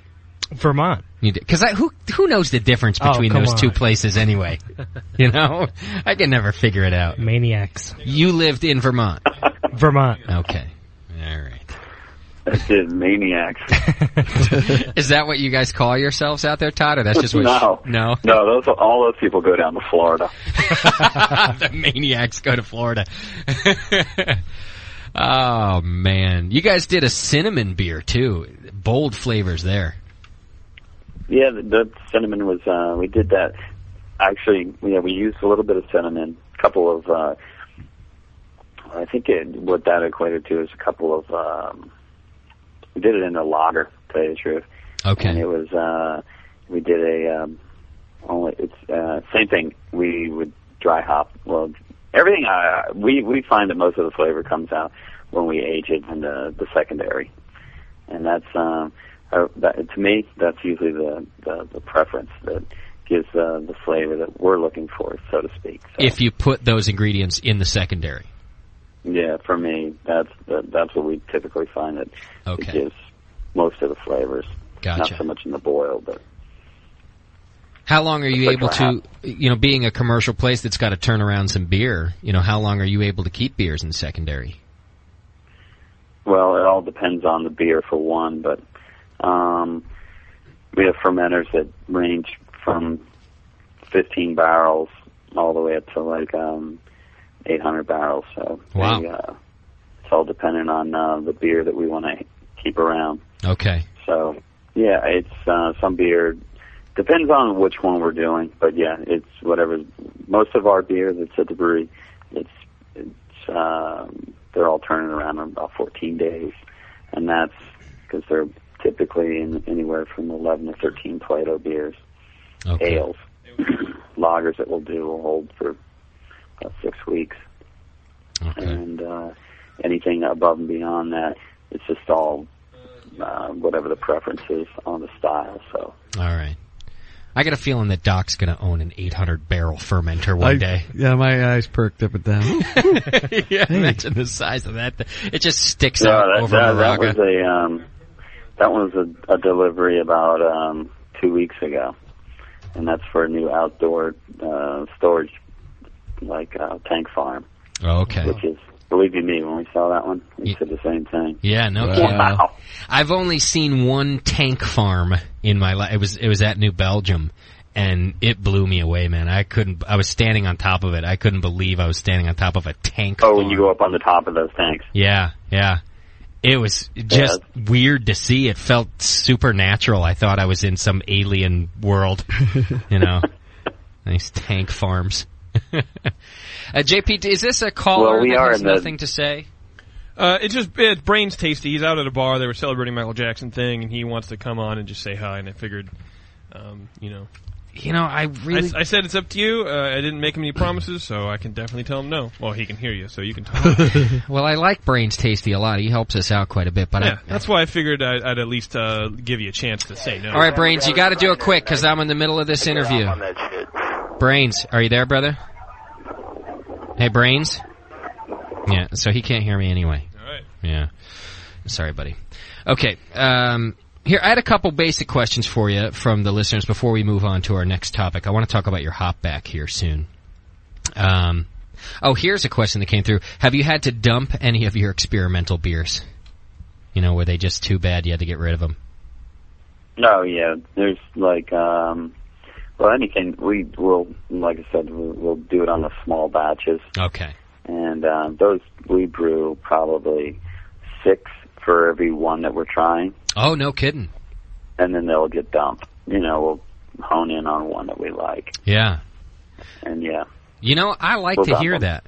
Because that means you guys are really focusing on a certain flavor. And instead of just throwing something out there. That's good enough. Yeah, 6 batches to get one good... I like to hear that. That's very cool. Well, yeah, you never know how each one's going to turn out. And, the focus is either on, the malt or the hops or any kind of spice. But right. Especially levels is important, so... there's enough things out there you can get at least a ballpark idea. Sure. You know, thank God for all home brewers, right? That's right. We've tested so many things, so. Yeah. Hey, not every commercial brewer would say that, so that's nice to hear you say. No, you know, I mean, well, I know. I mean, that's why I get that's what I am by trade. Okay. Home brewer, you know? Yeah. That's where I started, so. Beautiful. Do you have employees? What's that? Do you have employees with a bunch of different ideas for beers? Oh yeah, you know, everybody. That's definitely a focus for us. Anybody who wants to get on there and brew across the. We do a thing called Book the Brew at the brewery. You know, Jim Palmer. Yeah. He does that How to Brew. Yeah. John Palmer. Yeah. Yeah, John Palmer. Right. Yeah, he's so we have that book, and we take all, like, you know, we go through like his book for like anybody that starts at the brewery. Nice. And then so that's like recommended reading for your employees. Oh heck yeah, you know. Awesome. Take them through that, and then we do pair them up with groups of 3, and they formulate a recipe at the end of the book. Okay. And then they get on and brew it on that pilot. They do a little pilot brew. Yeah. So then they got to sell us the beer and say, hey, you know, this is my beer I brewed, and this is the style, and then we all, like, as a company, kind of taste it and say, like, this is a great one. Or, you ever tell them? Yeah. Do you guys tell them if it sucks? Oh yeah, because there's only one winner, and the winner gets to brew it on the big brew house, and then we pour it in our factory. So that's sweet. It's a good thing. Does it's a kind of. When Chad applies to be a brewer at your brewery, does he get points because John Palmer hit his Escalade, or what? Yeah.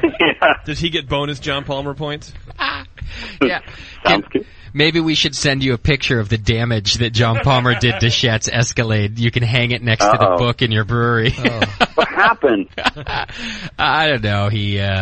Let's just say John Palmer's not the best driver on earth. He writes. There you go. Stick to brewing, right? Stick to writing and brewing.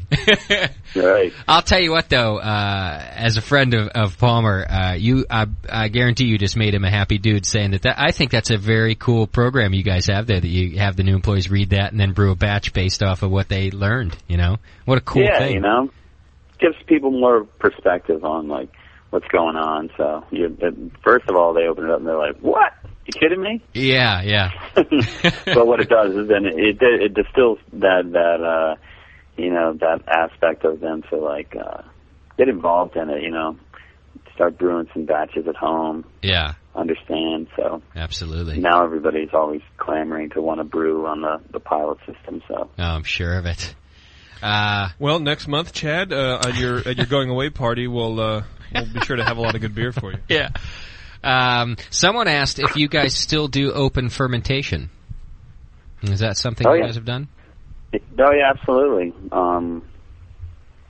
All of our we do.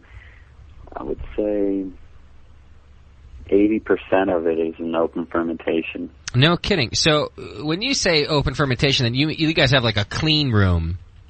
That's right. It's all positive pressure. We have a room that is HEPA filtered and keeps a positive pressure in the room, and we probably hold, I would say, it holds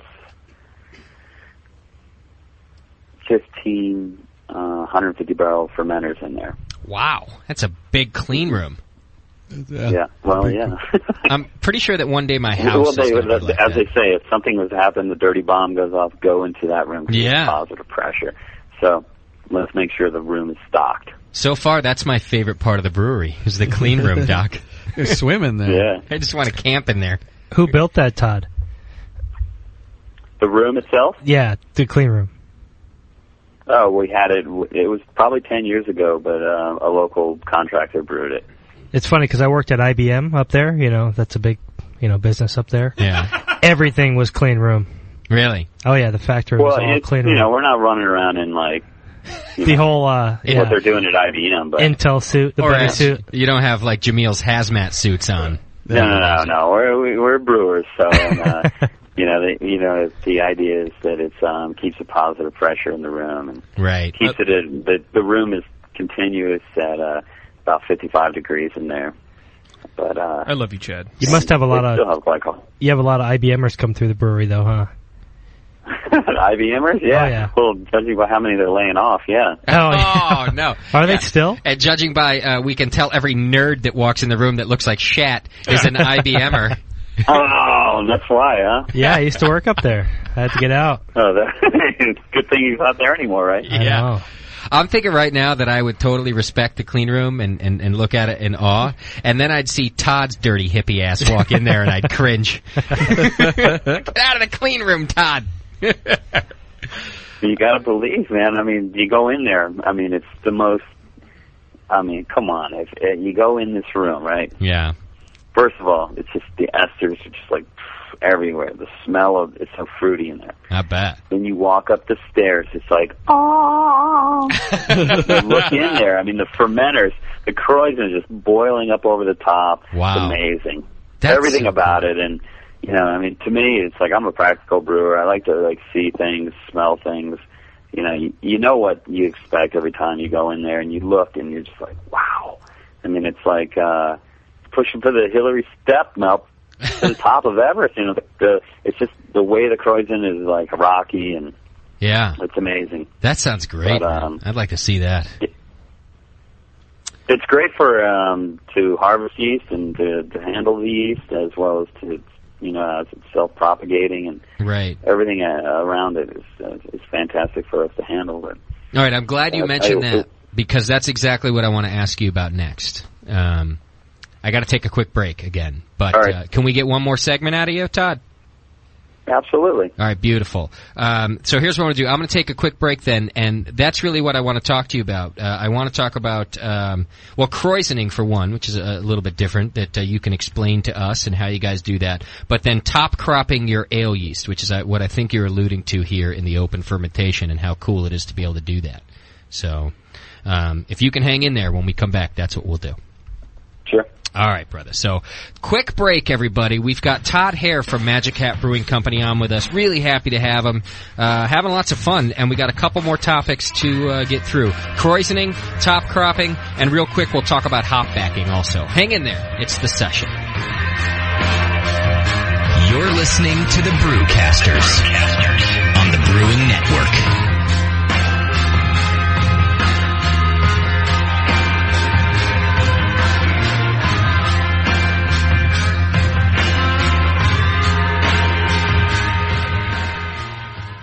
All right. Brewing classic styles, take one. So we got to do this commercial for the BN. Okay. What do you want to do? I don't know. It's for Jamil's new book. Are you going to get it? Of course. Are you going to pay money? I think we get that stuff for free, don't we? I haven't got anything for free yet, have you? No. Got a free kick in the butt. Yeah. This is starting to sound like an episode of The Butchers. Why haven't we done one of those Butchers lately? No one likes them. Oh. There's good reason nobody likes those either. What's that? Because I'm short and insecure and you're fat and smell like ass? Oh, man, that hurts. All right, should we roll tape? All right, let's go. This fall, the most anticipated book in home brewing will be available from just one place. No, you can get it in a lot of places. Well, the most anticipated book in home brewing will be available for pre-order from only one place. That's not true either. All right, smarty pants, but only one place will have it signed. Oh, that's cool. TheBrewingNetwork.com offers Brewing Classic Styles by Jamil Zainasheff, the most awarded homebrewer in history, and homebrewing expert John Palmer. Available now for pre-order from the Brewing Network store, signed by Jamil himself. It's every BJCP style. Every recipe is extract and all grain. Every single one has won awards. Every style has some tips on how you brew the beer, what to focus on, what the key parts are of brewing an excellent version of the style. Available this fall, Brewing Classic Styles. Pre-order your copy today. Visit TheBrewingNetwork.com for more details. When you've had too much to drink, there's certain things to keep in mind. Like if you find your hands and underarms are bleeding, your beer bottle might not have a twist-off cap. And don't ever go home with a woman they call Moose or Vince. And never bet that you can fit your head inside a glove compartment. Get drunk with dignity. Keep in mind that just because a bulldog licks your face, it's not necessary to lick him back. Stay away from drinks with names like brain seizure or hippo laxative. Get drunk with dignity. If a bar has human ears nailed to the walls, don't pass out there. And if your homemade Jell-O has some goldfish in it, you use the wrong bowl. And there are phrases you must learn to avoid. Phrases like, that badge looks stupid, and I can prove these shoes are fireproof. Get drunk with dignity. Try not to drool on bikers. Don't moon a nun unless you got a real good reason. Don't get romantically involved with farm machinery. Get drunk with dignity.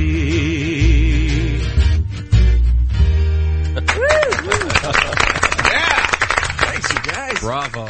We want beer. Always tastes so good. Beer. Just the way it should. Beer. So refreshing and light. Beer. Once you flip that lid, you're gonna be glad you did, 'cause beer in a can tastes so right. Beer. Once you pop that top, you ain't never gonna stop, 'cause beer in a can tastes so right. That's beer. Hi, I'm Sean O'Sullivan, the brewmaster and co-founder of the 21st Amendment Brewery and Restaurant in San Francisco. 6 years ago, Nico Freccia and I opened the 21st Amendment on 2nd Street with the intent of bringing back the local neighborhood brew pub. Well, the neighborhood has really changed over the years, but the 21st Amendment still remains a great place for people to meet over a terrific meal and a tasty pint of beer. In the past, the only way you could enjoy the 21st Amendment's handcrafted beers was at the brew pub. Well, all that has changed. Now, the 21st Amendment beers are available in cans. That's right, cans. When was the last time you had a great beer in a can? Well, that day has come. We're offering our world-famous Watermelon Wheat and 21A IPA in cans. Cans are a better package than glass because cans keep the beer fresher longer, but you can also take cans to places where bottles can't go, like the beach, lake, golf courses, and sporting events. So join us in the revolution to take back the can from the big breweries and crack open a cold 21A craft beer in a can. The 21st Amendment, 563 2nd Street in San Francisco, just 2 blocks from Giants Park. Keeping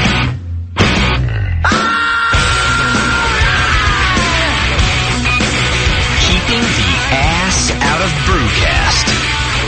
This is the Brewing Network.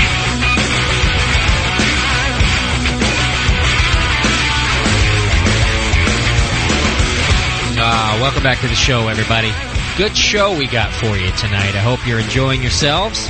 Hope you took the time to refill yourselves. And we've got Todd Hare of Magic Hat Brewing Company. I'm not allowed to call him the Brewmaster anymore. Todd Hare, what's your official title again, please? That would be the lead technician of Supernatural Assembly. I see. I love it, man. In fact, we got to change all I'm certainly not the dude of Dichotomy, so. Who's the dude of Dichotomy? That would be our lead brewer at the Magic Hat there. I see. I love it. I'm going to change all of our titles. We're now going to steal every idea that Magic Hat has and put them in place here at the Brewing Network. Great. So, JP, come on. JP, your title will have to change first. Yeah. Yeah. I didn't know I had a title. Well, let's think about these and not come up with something stupid. Escalade, man. So does The that mean you're going to start brewing some good beer there, Justin? No, because that has nothing to do with titles, ass face. It's every good idea. That's right. It has nothing to do. But you were talking about changing titles. No, he's talking about changing he's talking every about good idea. stealing all the good ideas. Oh, I see. Thanks, jerk. Throw me under the bus. What did that have to do with anything? Because it Good wasn't Lord. me, that's why. Question from the question from the chat was: do you guys do brewery tours there? Oh yeah. Oh man, it's just crazy. It's a brewery's like we have a. It's called the Artifactory. That's the it's brewery? a place for people to come and visit the brewery. Okay. And strap it's on a just an pair of amazing boots tour and teach them how to use caustic. Experience for what's that? Strap on a pair of boots and teach them how to use caustic. Yeah, that's your tour. Oh, no, they're all above and beyond that because they're just kind of floating over the process. So it's kind of cool. It takes everybody right through it, and it's just above like the whole working area. So are they floating above the process because everybody's high in Vermont, or oh because, yeah, absolutely. Yeah, so it's not actually that the tour walks over top of the setup, or is that? No, yeah, they're just out there, and everybody's floating around because they're all connected. We all float down there. I'm telling you, I would fit in this place so well. I love it, man. It's great. Well, yeah, that's the whole thing. It's like how we're all connected with that positive energy flow. Yeah, you don't want them to harsh and mellow. It's like a time continuum thing. Oh man! No, it's a. I think for people to come visit, it's pretty. I don't know if I visited the place, I'd be like, all right, I'm enjoying myself here. Yeah. So I bet you got to make it a good experience. So that sounds very cool. Oh yeah, and you got to have fun too. Yeah. You can't. We're about to tear it all down too. Why? You guys moving to We're another? Rebuilding the brewery. Are the blowing it out? Are the feds coming? Or something? No kidding. Where are you guys going? We're just finally building it out a little bit bigger. Oh, okay. For us, so. Is that because you guys have reached capacity? You need to be able to brew more beer? Yeah, we finally have reached capacity for our current the brewery as is. So okay, it's going to be a next push for us. It will be a new packaging line and a new brew house in 2008. So okay, kind of exciting, but yeah. But continues, right? but also kind of a big pain in the ass, I'm sure. Oh yeah, but I think Garrett Oliver was up at the brewery a few weeks ago, and he said, "I think you guys are like the only guys like in this whole country doing as much beer as you're doing by hand." Really?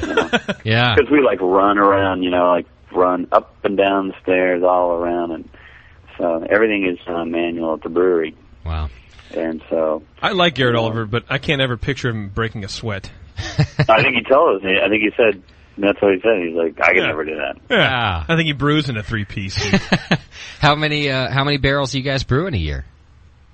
We'll do probably about 100,000 barrels this year. Wow, that's all by hand, beer, man. Yeah, especially by hand. So the brewers are on 3 days on, 4 days off. So I always like say, no complaining. Yeah. Hey, I think that's good. I think you guys should be doing it by hand, you sweaty bastards. I like it that way. That's what I say, right? Who the hell? Just keep it going. There's a theory in the chat room that this is really icky. And it's not Todd from Magic Hat. Why, they think Todd sounds creepy, like icky? They do? Just like super high. You got to keep in mind, it's 11 o'clock out there? Floating. Yeah. He's not even sitting anymore. He's floating. It's all about the aura, man. It's from that Michael Jackson toast. Hey, that'll get you high right there, I'm telling you. All right, before the break, we started to talk about top cropping. We were talking about your open fermenters there and how conducive that is to being able to do it. So if you could tell us what top cropping is and why it's important to Magic Hat. Well, I would say that, we have a true top crop ale yeast, which, when it just throws its top of yeast, top crop, top fermenting, bottom fermenting, it rises to the top of the beer level at the end of fermentation. So for us, it's we're able to harvest that yeast right off the top. I would say in a diameter of these tanks, so they're about 10 feet. Okay. And we're able to collect about weight-wise or pound or even if you went, I'd say about 300 pounds of yeast off the top of these. Oh shit, that's a lot of these yeast. Fermenters, and we like to say that when it has the consistency of soft serve, that's when we harvest it. Okay. And it throws up a real nice a layer on there, but it's after a very aggressive, like the Croissants collapse down. I mean, it's pretty amazing, but the reality of it is just the consistency of the yeast. Is viability is always around about the 98 percentile, and wow, it holds a good crown over the top of the beer. How are you actually getting it off of there? Are you like squeegeeing that stuff into, how do you get it out? We actually used to, believe it or not, we used to harvest it off, like skin it, just by hand. Okay. But we essentially now lower a what's kind of looks like an upside down umbrella. Okay. That goes down onto the beer line, and the yeast collapses into this, the top of the umbrella, so to speak. And it's pulled out with a vacuum, and we just harvest it that way. So it's kind of a little bit less manual, but still, it still has its days. Yeah. We used to get in those fermenters all the time, and get in there with a spackle knife, clean all the Croissant off the outside, right. All that Braunhefe, the protein that's kind of like adhered to the side of the tank. Yeah. Muck all the yeast at the bottom. It was pretty aggressive, but sounds like homebrew. We've done some things in the past to like get away from that. So many dead canaries, lowering them down into the fermenter. Yeah, you don't want to be doing that. So no, it's changed a bit, but like I said, you watch that thing. Yeah, I was talking to you earlier just how much there's changes that occur in the course of a year. And whether you look in a fermenter or you actually are able to see actually the fermentation that takes place.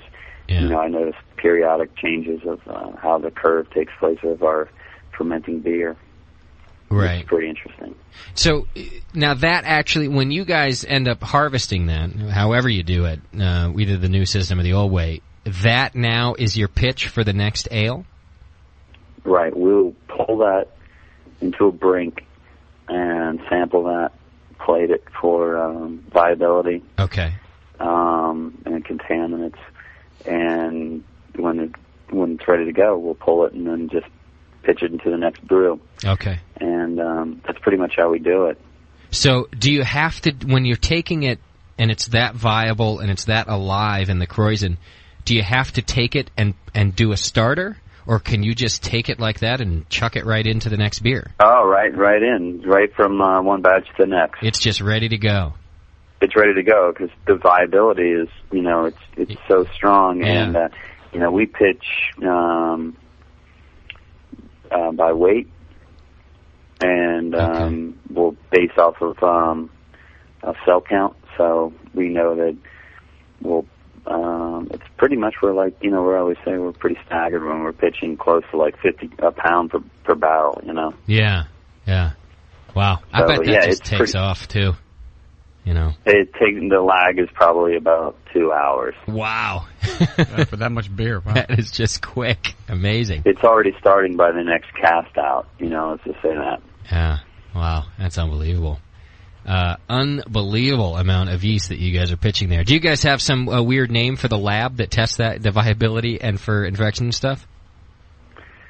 Of our QC lab? Yeah. No. We have 2 folks that work in there. No, they don't get a name. I bet they're angry they don't have names. I was going to say, I bet they feel really left out that everyone else has a cool name and they're the QC lab. I'm not even going to say it, but You've got like an insider name for them, don't you? Harshers. And they don't know it. Harshers of the mellow. That's what it should be. Don't harsh my mellow. Yeah. Please don't harsh my mellow. Okay, so that's your top crop. See, that's interesting. And listeners, you know, if you want to know about how you can do it too, listen to any of the shows with Mike McDole on them. If you do a search in our archive section for Mike McDole, he does that too. what does he do? He does the top crop for homebrew or for homebrew, right out of his. He has a right out of the conical. He has a conical. He Yeah, he uses basically. So you can pull it right off the top. Yeah, he uses a straw down to where the tube. Yeah, I tell you, hits if the you top. could do that, I mean, it's amazing. Like for us, just the way you could do it, and we ferment ours in glass still. We don't have little conical ones, but because we can grab off our open fermenters. But yeah, if you get a real true top crop, I know we did a wit beer yeast, and it was kind of a pain in the ass because it was such a true top crop yeast strain that it was very difficult for us to harvest good amounts for the second batch. So. Well, he calls it his super yeast, and it'll go off. What's that? He calls it his super yeast, and he'll top crop some and then pitch it into the next beer. And he says it'll go off in an hour. That's what I say. You know, this thing, ours is because it's it's happening. It's like all the dead cells and everything just falls to the bottom. Yeah. Your harvest, new buds that come to the top, and so your viability is constantly young and revigorated. So it's not like so to speak, like some of the other yeast strains we keep, we prop, probably every couple of generations.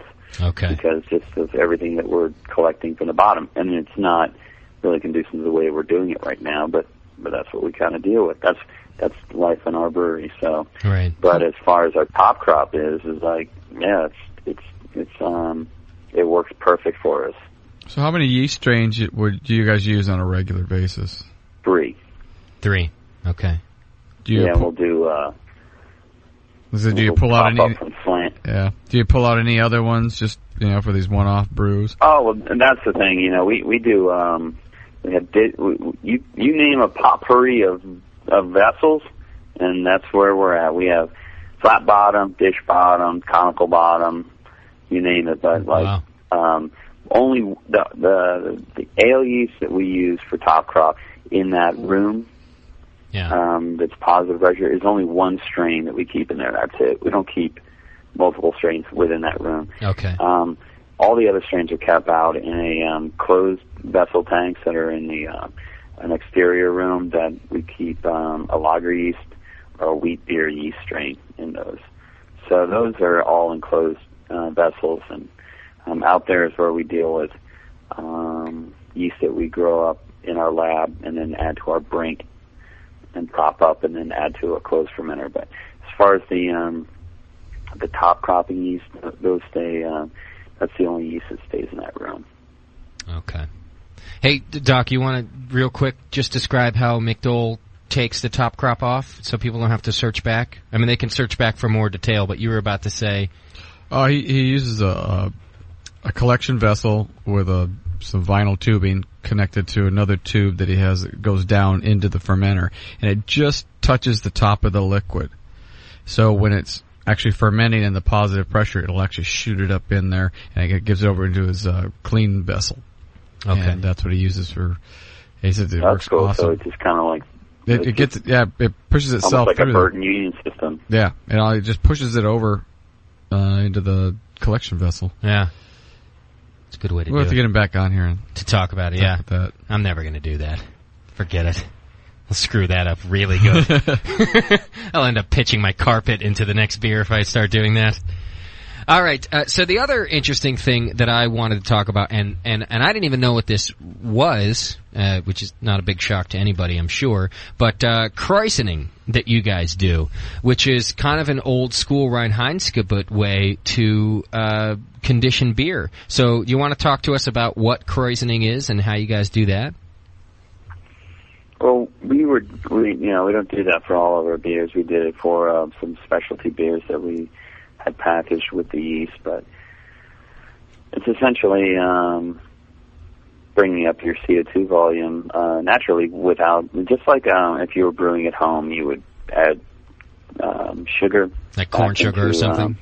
Yes, and generate CO2 in that manner. This is just using sugar that's available to you through the fermentation of the beers that are going through process. So, what we would do is take say we had beer that was in storage that was ready to get packaged. We will take a portion of beer that is fermenting. It may be a beer that would have original gravity of, say, 14 Plato. Yeah. It's in its vigorous stage of fermentation, which is, we'd probably pull a sample, check it. We'd say, it's at 12 Plato, so to speak, and we would then go back and do a calculation to figure out how much CO2 we could generate from that remaining sugar, and then take a portion of that fermenting wort or beer that is wherever the apparent extract is, and pull it, and then add it to that packaging tank, and then package the beer, and the yeast is in there, and it would go through a secondary fermentation in the bottle. Some of the things that we would do for that would, we're always worried about air pickup through our process, so some of this was to help scavenge a lot of the oxygen that may be in through packaging of the specific beer that we were doing. Okay. So that was kind of the idea, the why we did it. Okay. But the idea is just that we would, it only works, I tell you, when you're consistent in, if you have enough beer coming down the road. Yeah. It doesn't, I guess if you're a maniac home brewer. Right. If you can back up and know, within, 48 hours, I'm going to brew another batch of beer. Then you could do this. It would work great for something if you have something that's conditioning. I think Wonder Brew Shat could be doing this in a couple of years, maybe if he keeps at this consistency of brewing, he might be able to do it. It would be difficult for homebrewers, Doc. Essentially, what would it be for homebrewers to do something like this? Either a lot of people use they're brewing back-to-back brews. Yeah. Or what I've done in the past is I reserve some of the wort out of the kettle, and I ferment what's left. Okay. And say a half gallon or something, and I actually keep it cold, pretty darn cold. And when the beer's done fermenting out, then I'll throw the sweet wort back into it. Okay. And you can either keg it, and it'll ferment in the keg, keep it warm, and it'll naturally carbonate, or you can put it in a bottle at that point. Okay, so for dumb guys like me, this is just a form of priming. Exactly. It's a different way of priming. That's why they can get away with not putting something foreign in the beer, like sugar or actually CO2. Okay, so that you don't have to add anything outside of the Reinheitsgebot. Yeah. You're adding just fermentables to a beer that is already fermented out. Now you're throwing some fermentables back in and sealing it off so that it carbonates. That's it, right? Yep. And as Todd was saying, you have some calculations to do to kind of get you in the ballpark of how much carbonation you're going to have. Yeah. And so... Yeah, and we'd fiddled with that for a bit. When you do cask ale, you can do that the same way. So is there no standard gravity of this sweet wort that you want to prime with? It all depends on how much carbonation you want. Well, it depends on how much you put in and the gravity. Okay. It's essentially how much sugar you put back in there. Okay. So if you put a low gravity with a lot of it, or a real high gravity wort back in there with just a little bit, a small amount of it. Yeah. I see. Okay. Have you ever done this, Doc? As a homeowner? Yeah, I did it with a Hefeweizen. You did. Yeah. And how'd that come out? It came really nice. I split it into batches, and I did one of the kegs. I did it that way. It came out actually really nice. Todd, did I just hear you take a bong load back there? You're killing me. I mean, I'm not saying. No, that was. I'm just saying. I mean, maybe you got. I know it's getting chilly out there. Maybe you caught a cold. I don't know. Yeah, he's got. Yeah, magic number 9 is the bong water. That's right. Bong water. Don't advertise this episode at Magic Hat, Todd. Don't tell them that you've done this with us. I love it. I love it. You know what, Doc? Today I have a good job. Yeah? Yeah. I don't every day, but today I have a good job. Good. There you go. So basically, we just threw Todd under the bus. Yeah, and that makes my job good. Okay. You know what, Todd? It's usually me. you know what? It's the envy factor, I guess. Yeah, that's really what it is. You're absolutely right. Question from the chat room. Here's a nice general question for you. Someone wanted to know what kind of base malt you guys use. Well, we use crisp. It's like the variety of we use. Well, crisp is an English pale malt, like a maritime malt, and that's what we use for our I'd say 60% of our beer that we brew, and raw. It's like a lighter Pils malt that we use. Yeah. And we use a little bit of Cargill as well, but and we use all specialties like Thomas Fawcett and Environment malt. Okay, so all sorts of variety you got going on over there. Somebody asked, is this Zingwood or Ringwood? Ringwood. Thank you, JP. Ringwood. Do you guys use Ringwood yeast? Zingwood. Well, it's a yeast that are derived from there, but yeah. What does that mean? From the Yorkshire Brewery, yes. Okay. Does that mean you guys stole their yeast? Well, yeah, they're just you know that whole thing. But you know how that works. So if absolutely. You wear a tie into a brewery with an open fermentation tank, and you like, oh, look at the Kreuzen. You kind of lean over, right? You let the tie up. You let the tie dip in there, and then you run back to your car and you plate it up. And you like that is awesome. You're like, I just fucking stole the Fuller strain. Yeah, I love it. You know, that's how that works. Listen, Todd, if I ever come into Magic Hat with a tie, you now know what's up, because you're never going to see me in a tie. Well, we cut them off, believe you me. No ties allowed in the brewery. That is such a cool... Actually, I don't think any ties allowed in Vermont, so if I see you get off the plane, yeah, they hang them up when you arrive. They know something's up. Except at that IBM business, right, Chad? That big one up there? Yeah, except they're at that large IBM that they have out there. I could see these guys sitting Big around. Blue, baby, Big Blue. I could see these guys sitting around in a Magic Hat going, okay, now how do we protect our... Wait a minute, wait. Yeah. Ties, man. It's all about the ties. Yeah. I got a caller on the line here, Todd. His name is Icky, and Icky. The listeners think that he's your twin. Hey, Icky, what's happening, brother? Hey, this guy's making me sick for the East Coast, man. They do sound alike, don't they? This is like, you know, how you know Peter Parker was Spider-Man, because you never see them both in the same place at the same time. And by the way, this is why. Icky is floating right now as well. You betcha. Sticky. I got a feeling that Icky could be Magic Hat's new assistant head brewer. Yeah, Chad, what do you think of that? Chad's upset. Not a problem. Oh. Icky, did you have anything to say? Move over, Chad. Move over. Or were we just comparing voices, or did you actually have a question, Icky? No. I recently saw a recipe for Magic Hat that I was very interested in, and it was a winter brew. Since Jamil just did his winter brew, he and John just did their winter brew show and all. Yeah. This winter brew that you do is like a sweet stout with the raspberries. Yeah, Feast of Fools. Pretty nice.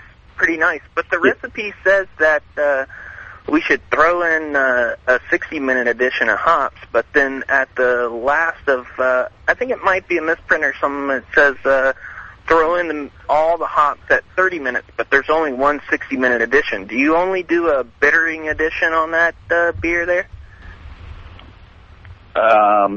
For Feast of Fools? Yeah. Yeah, that beer, we do, we do pretty much a bittering edition of that, and, geez, you know, judging by that now, I'm just like, because we're going to brew it probably in the next week, because because I haven't really even looked at it for that period of time. But I will tell you in a second if you give me a minute.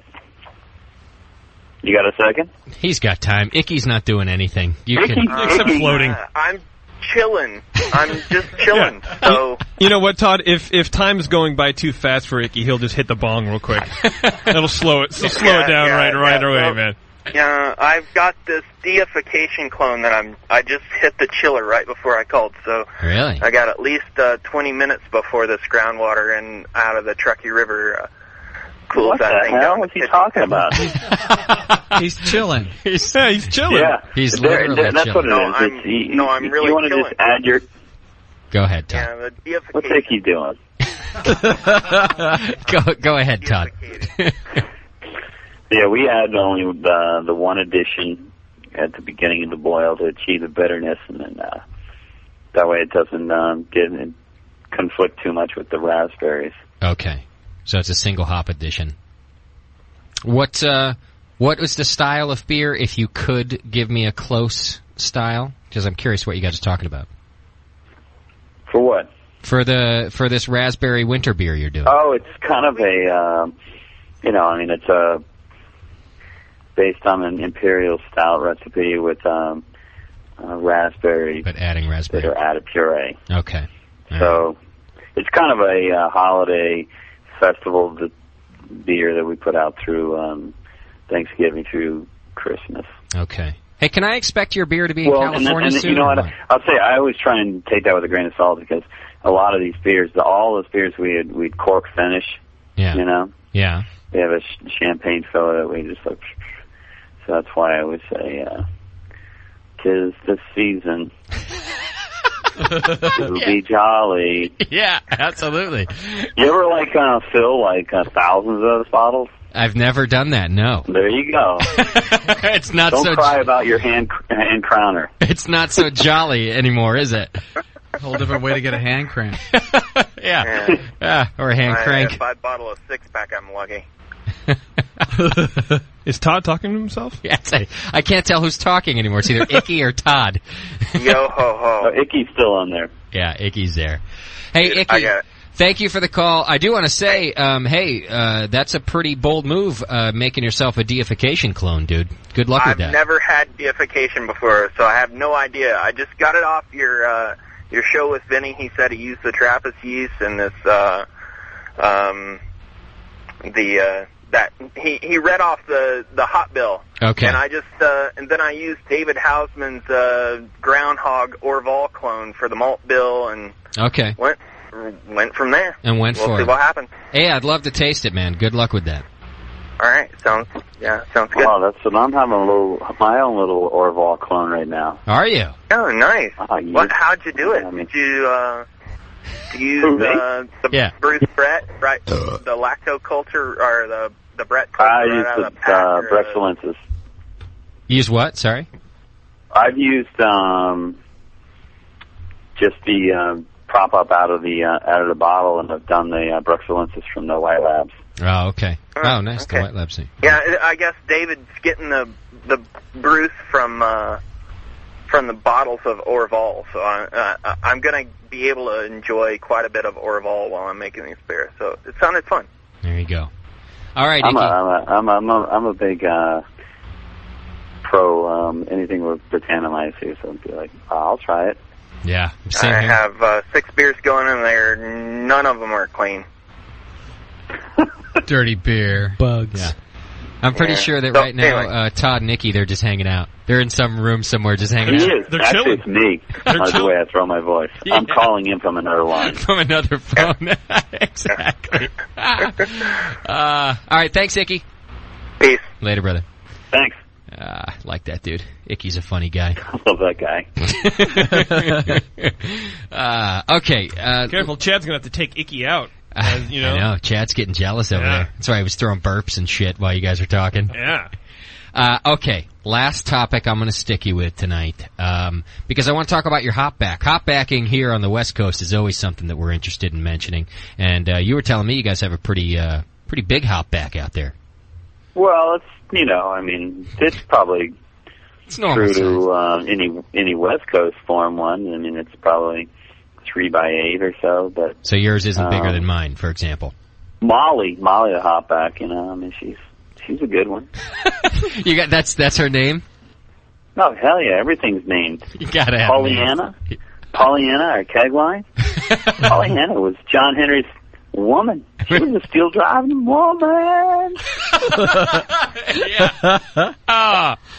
That's great. Hey, I forgot to play How about this. No, yeah, we have our hopback is a and it wasn't really until like we put it in place that we understood that he said put it in. What a difference it made from just a kettle edition, right? We had had our last edition of hops into our at the end of our boil. Yeah.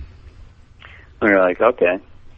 So basically, a hopback in principle is the point between transferring from your boil kettle into a fermenter. Primary. Into primary. Right. And it kind of travels through, right?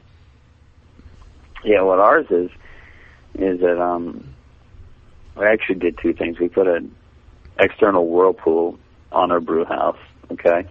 All right. And that's where our work comes from, our brew kettle. And we send it to an external whirlpool where we do all our whirlpool in another vessel. And then when that settles, we're able to send it through a hopback. And our hopback is, like I said, about 3 feet by probably 8 feet long. And that's the size of the complete vessel. And I would say it's about 3 feet deep. Okay. And within that vessel is a perforated basket.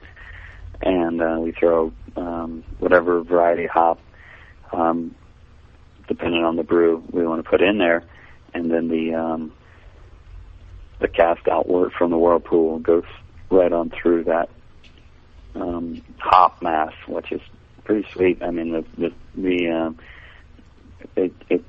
me, it's the way that it is able to capture that last addition or aroma of the hop before it goes into our primary. And it really wasn't. I didn't really realize about how much it captured until we did a few tests, and we used to do we used to brew a summer ale that just had one that last addition into the kettle, and that aroma just was never there. It just was non-existent. Okay. In this beer that we do, it just takes one pass through a bed of Columbus hops on the way to the fermenter, and the aroma is just so like everything you would expect it to be. So for us, that it's not a dry hop beer, it's not a aggressively bittered hop beer. It's just has a very nice aroma, and the hopback definitely delivers what we the hope that it would. So, Doc, you ever use a hopback? No, I have one. I used one once, and I didn't get the kinks worked out of it, and it kind of backed up on me. I have one now that I'm in the works of kind of building. Yeah, we tested ours through a couple of different screens that we went through, and a few of them that we did is, I mean, it's not like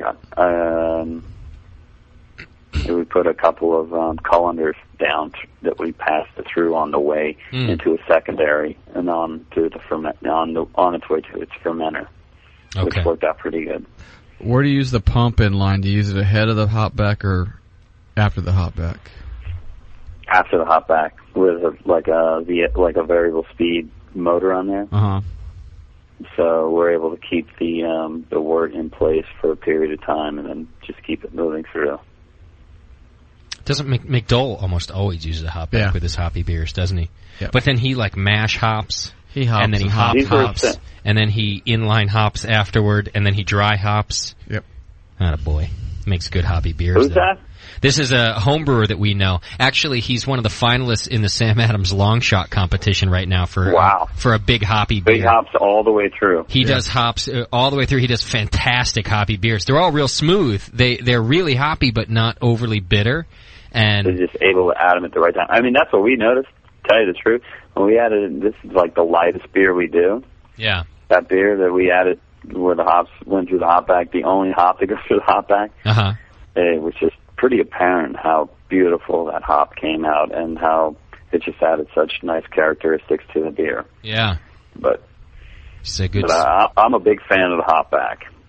It's a smooth way to add some hop character. If you think about it, you know, when you're going for your aroma hop, we've talked about one of the best places to do it is just at flame out. Throw your aroma hop in during the whirlpool. You know, you flame out, you throw that 1 minute hop addition in, throw it in during the whirlpool. So if you think about it, you're kind of going for this, get it in there as late as possible while the heat is still going to extract some of that aroma out of it. But you're also kind of losing some of it in the steam. So a hop back is kind of this really last minute way to add some hop aroma and flavor to a beer. Yeah, that's it. You know, it's a last ditch effort. Yeah. If you didn't do it right the first 4 chances you had, that's right. This is what you got right here. Get it Molly out. That's right. Get old Molly working. Okay, and then, you know, one other thing I just wanted to mention, I don't know if we have time to talk a bunch about it, but just that you guys do a bunch of barrel-aged beers that are only available there in the Artifactory, is that right? Well, yeah, what we did do, and I will tell you because that little slice of the brewery was consumed, but we used to do a fair amount of barrel-aged beers. Okay. And it more or less got consumed by eating capacity, so the wall of barrels was replaced by 300-barrel bright beer tanks, unfortunately. But at the same time, we were doing, like I said, that Braggot beer. Yeah. It was a Braggot that was aged in Chardonnay wine barrels. We would do a 3-year-old minimum barley wine called Chaotic Chemistry. Okay. And once that was replaced, we would then brew a Imperial Stout, and that was aged for 1 year. Wow. So you guys were spending some time on the barrels there too. Oh yeah, it was aged for quite some time. And I think my phone's dying here. We're gonna lose you. But I think that it was yeah, really what one that of means the. is. What's that? I said, by phone is dying, he means he's got to get another drink. Yeah, right. No, I think that, but that was kind of the idea of what we were doing, and I was a huge fan of the beers that we did. We finally moved them out of them and kegged them up. So it took a life on into the keg, and then we dispensed some of those right at the brewery. I see. All in Chardonnay barrels? Barrel ages. What's that? All in Chardonnay barrels in your barrel aging? No, we did Wild Turkey. Oh. That's it. His phone died. That was it. Oh, well. That was all he had out of him. Oh, what a bummer. I kind of wonder if I could call back his house, too, because he's got a family and it's late. Yes, real late. It's like real late there. Todd is awesome. I just want to point out right now that he should be a co-host. Forget guest. JP, your job. Your job is in trouble. Good. I wanted to play this for him earlier, so why don't we take a little break? This is from his era. Let me see if I can get a hold of Todd back. Maybe he's got another phone there. We'll take a quick break, everybody, and possibly be right back to wrap this up. It's a journey from Pacheco. Actually, from Concord, I think. Are they? Yeah. Who would have thought? Hang in there, girls. We'll be right back. Flat. Flat as a pancake. Flathead catfish. Flat beer. No, that's no good. Flat tires. No, that's bad too. Oi! Care to come back to my flat for a wee bit of slap and tickle? Flat Tuesday? Flat. Flat. Flat rate. Flat rate. Flat rate shipping at Northern Brewer. Order by October 15th and shipping is only $5.99. Northern Brewer has all of your home brewing, wine, mead, cider, and soda making needs. The widest selection of imported and domestic grain, malt extract, hops, and liquid yeast. And a complete line of award-winning beer kits including the dreaded Lord Fat Bottom. And now some cheap-ass shipping too. Order from northernbrewer.com before October 15th and take advantage of flat rate shipping. 1 beer kit, $5.99 shipping. 10 beer kits, $5.99 shipping. Offer good in contiguous U.S. only. Some heavy and or bulky items are excluded, such as glass bottles, sacks of grain, bulk DME, and oak barrels. You are getting very, very thirsty. Go to northernbrewer.com and take advantage of ridiculously low shipping. Advantage. Wait till you can pour it out of your own kegerator. I mean, your friends will look at you with awe. And it's just hot. It is? It's so super hot. The home of live beer radio. TheBrewingNetwork.com. Because like beer, radio shouldn't suck. You're listening to The Session.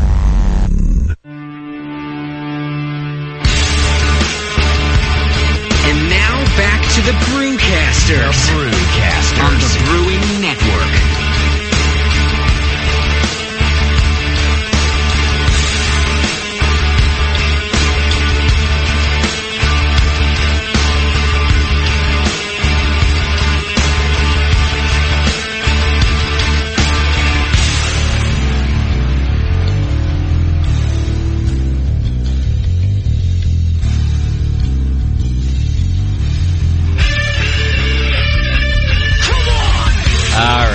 Welcome back. We've lost Todd.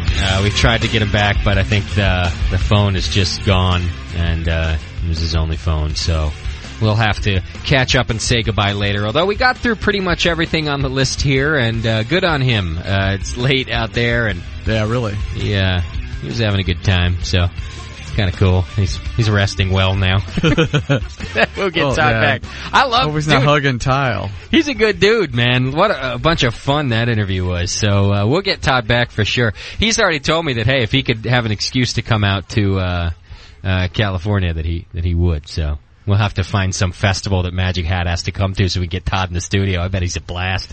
I'll just promise him a lot of Vinny beers, a lot of Brett. Yeah, if he's liking the Brett, exactly. We'll just do a dual show. We'll even get Vinny down here. You know, that'd be good. We'll do it both. So that's cool. A lot of good stuff coming out of there. So I'm glad we got to talk about all that, all the non-traditional ingredients and different places to use them, the krausening, the top cropping, a little bit of hop backing there in the end, even though I was making weird sound effects at the same time. Well, it works like a hop back. Different beers. A lot of weird sounds and smells in the studio tonight. I'm just going to point out. I got Doc. I hear you breathing in the microphone over there. Yeah, I like to breathe. And now I can hear Jip breathe. I got typer number 1 and typing number 2 over here. Everybody's typing. Yeah, well, I have to type. I know. So don't get so upset about everything. Look, I'm doing it. Jip. Damn it! Why you got to take offense to every word that comes out about your role over there? Did you just hear how you said it? Yeah, you did say it kind of like it was an accusatory. Hey, Chad, did you take offense to being typer number 2? Taking into account how I said it? Taking a back seat. Kind of. No, typer number 2. Chat, did you take offense? Absolutely not. The lesser of the two typers. Chad's high. Chad's brain neurons and synapses have been altered by marijuana. What? By marijuana.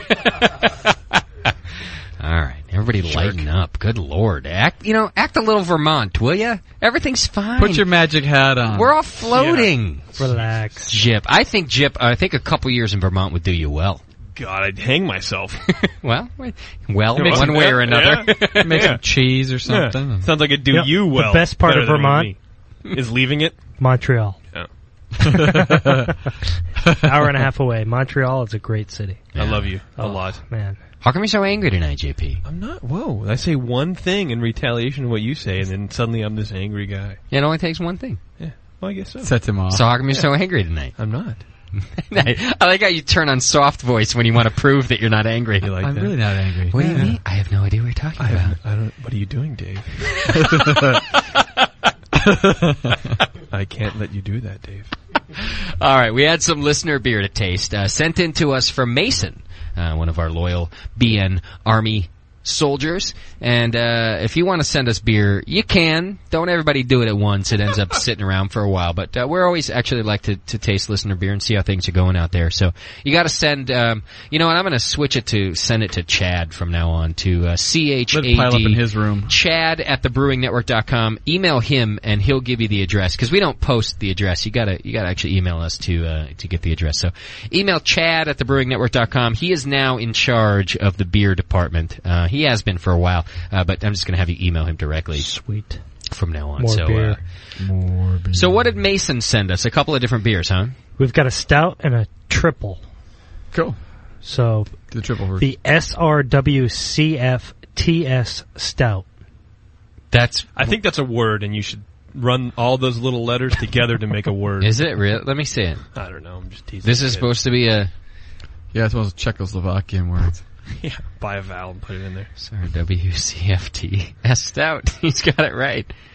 I want to point out right off the bat here that Mason bottles his beer in commercial bottles. The labels are still on them. Well, they didn't attempt to be peeled off. They're still on them. Now, we'll see how the beer tastes. You never know. But just as a general rule, you guys should be stripping your bottles of all labels, all glue, everything, because any bit of it can keep it from being cleaned properly, and then after being cleaned, of course, being sanitized. So we'll see what happened here. You never know. I mean, sometimes you can bottle after bottle by leaving the labels on, and everything goes fine. But it only takes one. And then you learn, well, you know, maybe I should have cleaned one. But we'll see. So, all right, well, you guys pick whatever one you want to try first. I don't care. Triple. That's fine. Let's try the triple first. The triple? No, I was just take the labels off because I thought I almost grabbed that Mirror Pond out of the refrigerator. Oh, cool, we got Mirror Pond. That's true. In fact, I like Mirror Pond a lot. You're lucky that there was some duct tape on the back that had a label, or we would have just chugged it. That's the other thing. If you send us beer, every single bottle has to have a label on it with your name and the beer. Mystery all right, beer. guys? And it's because, this is a magic hat, by the way. We get a lot of these things. Yeah, we don't want beer. We don't want to not know what's in there. And we'll mix it up. So please put your name and the beer on every single bottle, not just on the box that you send. Because I'll be honest, none of us here is going to make a label for you so that we know whose beer it is. Yeah, I named it in my head. Because we're lazy. So this is the Triple El Crapo. That's the name of the beer. That's his name for it, Triple El Crapo. You know, Jay, it's a Spanish. That's appealing to me already. You got a pretty big chuckle out of the chat room when you were giving bottling advice. Well, the reason I could give bottling advice is because I don't really do it anymore. So I'm happy to give it. Yeah. For that matter, I haven't brewed in a while either. I'm not going to get to brew till after GABF. I got you covered. Yeah, that's why Shat's brewing so much. I'm stuck in headphone land every day of the week right now doing this GABF stuff. You guys are going to like it, though. We got one coming out tomorrow. You'll get a GABF preview tomorrow, and then you get a podcast walking tour. If you're going to the GABF, you can put on your headphones and listen to a tour of the place. What do you think, Doc? Already, you're giving it a whiff over there. How's it? What is this? Is a double, huh? Triple. A triple. El Crapo. Oh, it's a little cloudy, but we're going to blame that on Chad because he was... Oh, look at this. Because he touched it? No, he was turned upside down. Dancing it around. So, yeah, it was probably clear. It's definitely strong like a triple. I like that. Yeah. It's got some bite to it. It's warm. Yeah, but there's a weird tart edge at the end. It's just all over the tongue. Show, man. No, there might be a bit of infection in here. Think so? Well, I get almost a lactic in the nose. It's kind of like a wet dog, kind of a blankety. I mean, I can definitely smell that it's a triple. It's got that nice malty to it. Yeah. But there's also that kind of a lactic overtone. Yeah. To it. You sound like Darth Vader over there, smelling a lot. Drink the beer. Is it real young too? Is it going to get better with a little bit of age? Kind of tastes a little young to me. I mean, I'm not saying that infection goes away with age. I don't mean that. It's a little hot with the alcohol too. Yeah, definitely that's up forward. Okay, but if it is infected, the only thing it's going to get more pronounced. The infection will. With some age. Yeah, it kind of doesn't really matter. Redeeming qualities? It's cold. No, just kidding. No, it's actually it's in the right direction with this thing. It's It's not I'm not going to spit this thing out. I can finish this off easily. So maybe the right grain bill, things like that? Yeah, I think that's all in the right direction. Okay. A little bit of process that needs to be adjusted then? Yeah. But recipe's okay? Yeah, I think the recipe's in the right direction. We might have just got a bad bottle. That happens. The rest of it's great, and I've done that. I've given somebody a bottle, and they're like, yeah, this is okay. And I take a drink of it, and I spit it out. Yeah. No, give me that bottle back. Yeah. So, yeah, you can have a bad bottle. Hey, Jay.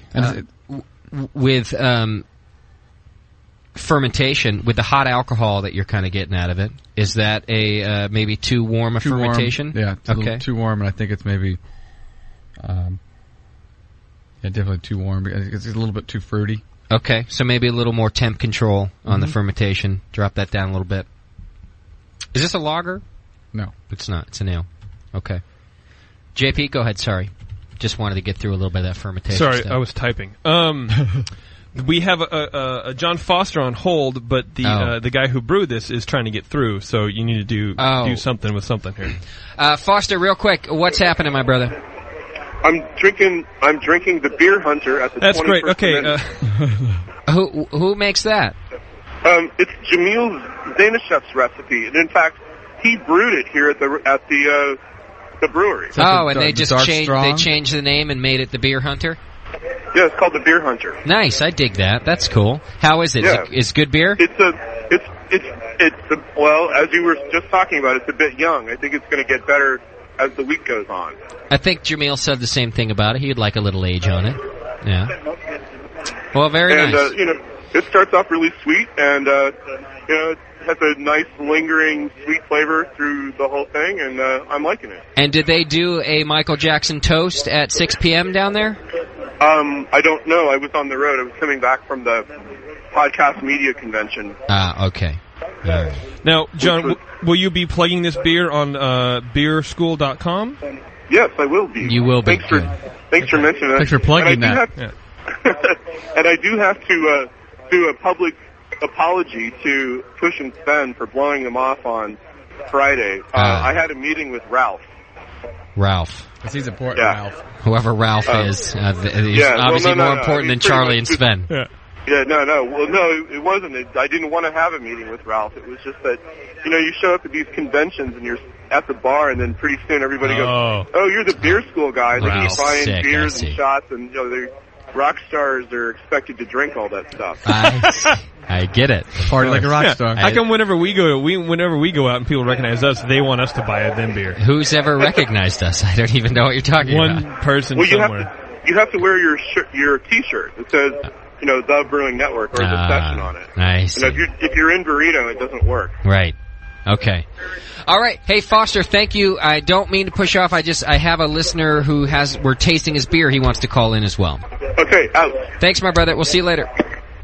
All right. John Foster, beerschool.com. Another great podcast out there. You can check it out.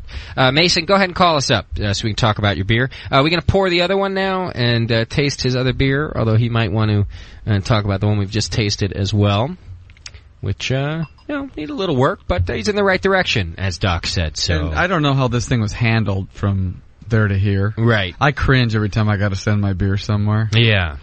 You just don't know what's going to happen. You never do know how things are going to go with all that. I think I have Zymergist on the line, too. Uh-oh. There he is. Zymergist, what's happening? Hey, I was wondering if you were going to notice. Yeah, the thing is, I always pick up phone calls, and then I forget that I've picked them up, and I just leave everybody sitting there. Kind of like the women in your life, huh? Pretty much the same as that. What's happening, my brother?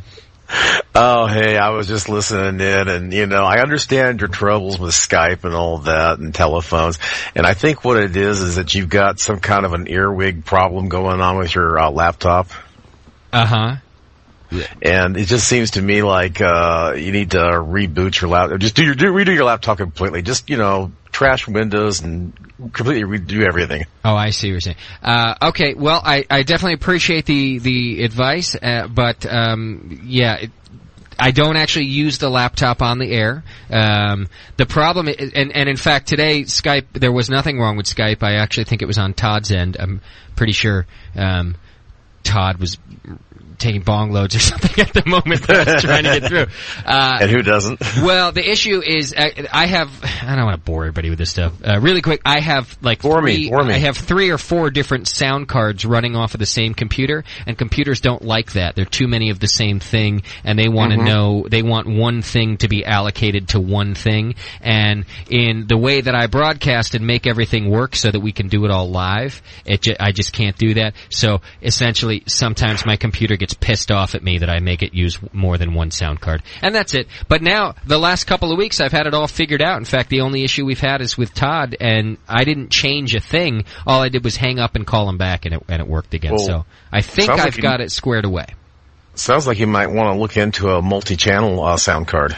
I could do that as well, except that it's not only expensive, but you still run into the same problems because then it's still allocating what has to go where, and I'll tell you what. Here's what I'm going to do. I think everything's working properly now. If it's not, I will look into the multi-channel sound card because you might be right about that. Yeah, it's better to run one sound card than just have different channels than it is to run 4 different sound cards, because then you're going to run into conflicts with interrupts and things like that. Yeah, you're absolutely right. All right, I got to get to Mason, Zion, because we were drinking his beer. Oh, not a problem, my man. I shall hang up and let you deal with that. Thanks, brother. We'll talk to you soon. Okay, talk to you later. Later, Zion. Bye. All right. Zymer just out of Oregon. Good dude. Good listener. All right, Mason, are you there, my friend? Yeah, I'm here. Okay, so we just tasted your triple, and we're about to move on to the other one. Did you hear our talk about the triple? You want to give us any insight into that?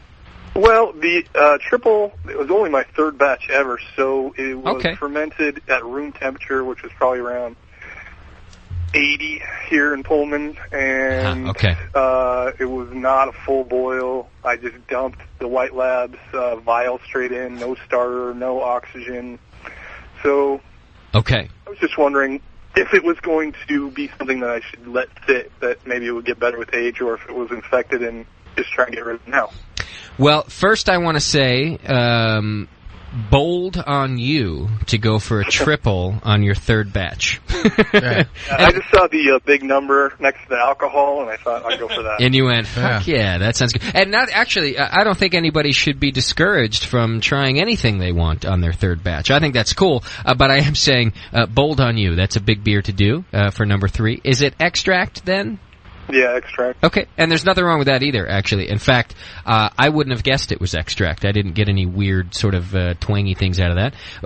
But I think the consensus here is it probably isn't going to get much better with age, Doc. What were you thinking? No, but it's drinkable. Yeah. I wouldn't throw it out. If you like it, go ahead and finish it off. Oh, dude, I'd drink that. Yeah. Think so? It sounds like 80 degrees was your biggest problem. Yeah, right I kind of got that out of it. And step is I have everything I want except a refrigerator. I just bought the digital temperature controller, and I got something to do a full boil, and I got something to aerate their wort, and sweet. I just need a fridge, and I think I'll be set. So is it 80 in your house all the time? Yeah. Well, it's just whatever feel it bad is for outside. So right now it's probably 70, and I've got another batch going that I made yesterday, so it's going to be pretty close to 70, which is where I want it, but it's going up and down at night, which I don't want. Yeah, that's another thing I was going to ask. Is it consistent with the temperature? Otherwise, I think it goes up and down. Maybe I don't know. Maybe it goes down 10 at night, but 3 weeks. 3 weeks, I'll have a fridge. Well, as Jamil always has said since the first day he was ever on the show, and Doc's right there with him, temp control, now that you're getting ready to do that, is going to change your life, your beer life anyway. Yeah. And then the other key, like Doc just was asking about the consistency of temperature, is that even if you are going to maybe not ferment at the best temperature, it's still pretty clutch that you keep it at the same. Steady temperature. Yeah. Well, I'll get sooner or later. The other thing I'm thinking is that this was a fairly big beer, and it sounds to me like you just pitched a vial. Yeah. Yeah, I think if Jamil was here, he'd have told you to do a starter.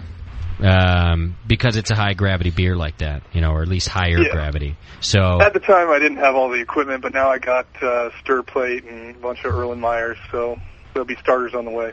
Okay. See, well, you're progressing fast, man. I wouldn't worry about a thing, dude. You're getting all, you're jumping right in here, huh? You got all excited about it? I've been spending the money like a madman, for sure. I just haven't gotten Hey, spend it like you got it. Yeah. All right, we're about to try your other beer, too. What's the other one that he sent into us? The bunch of letters. That's Snake River Wild Cherry Fever Toad Spit Stout. Oh, I see. Oh, that's why you just gave us a bunch of letters, because they had their long names. I get it. Yeah. Hey, where are you out of, Mason? Where are you living? Pullman, Washington. Washington, okay. Gotcha. Washington State University.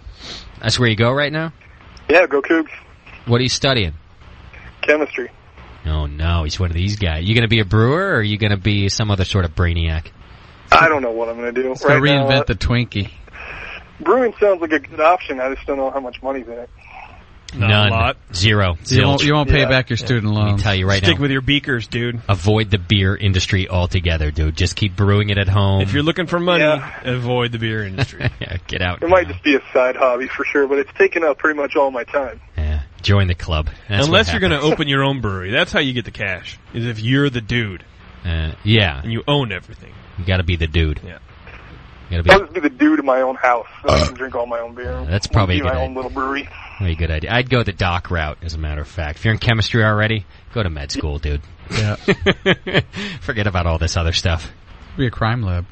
Oh, I applied for a job once. I needed something that had flexible hours, kind of weird hours, and I just need something quick. So I was applying for all these driver jobs. This is a long time ago, and an ad that I found was for a fatal accident scene investigator.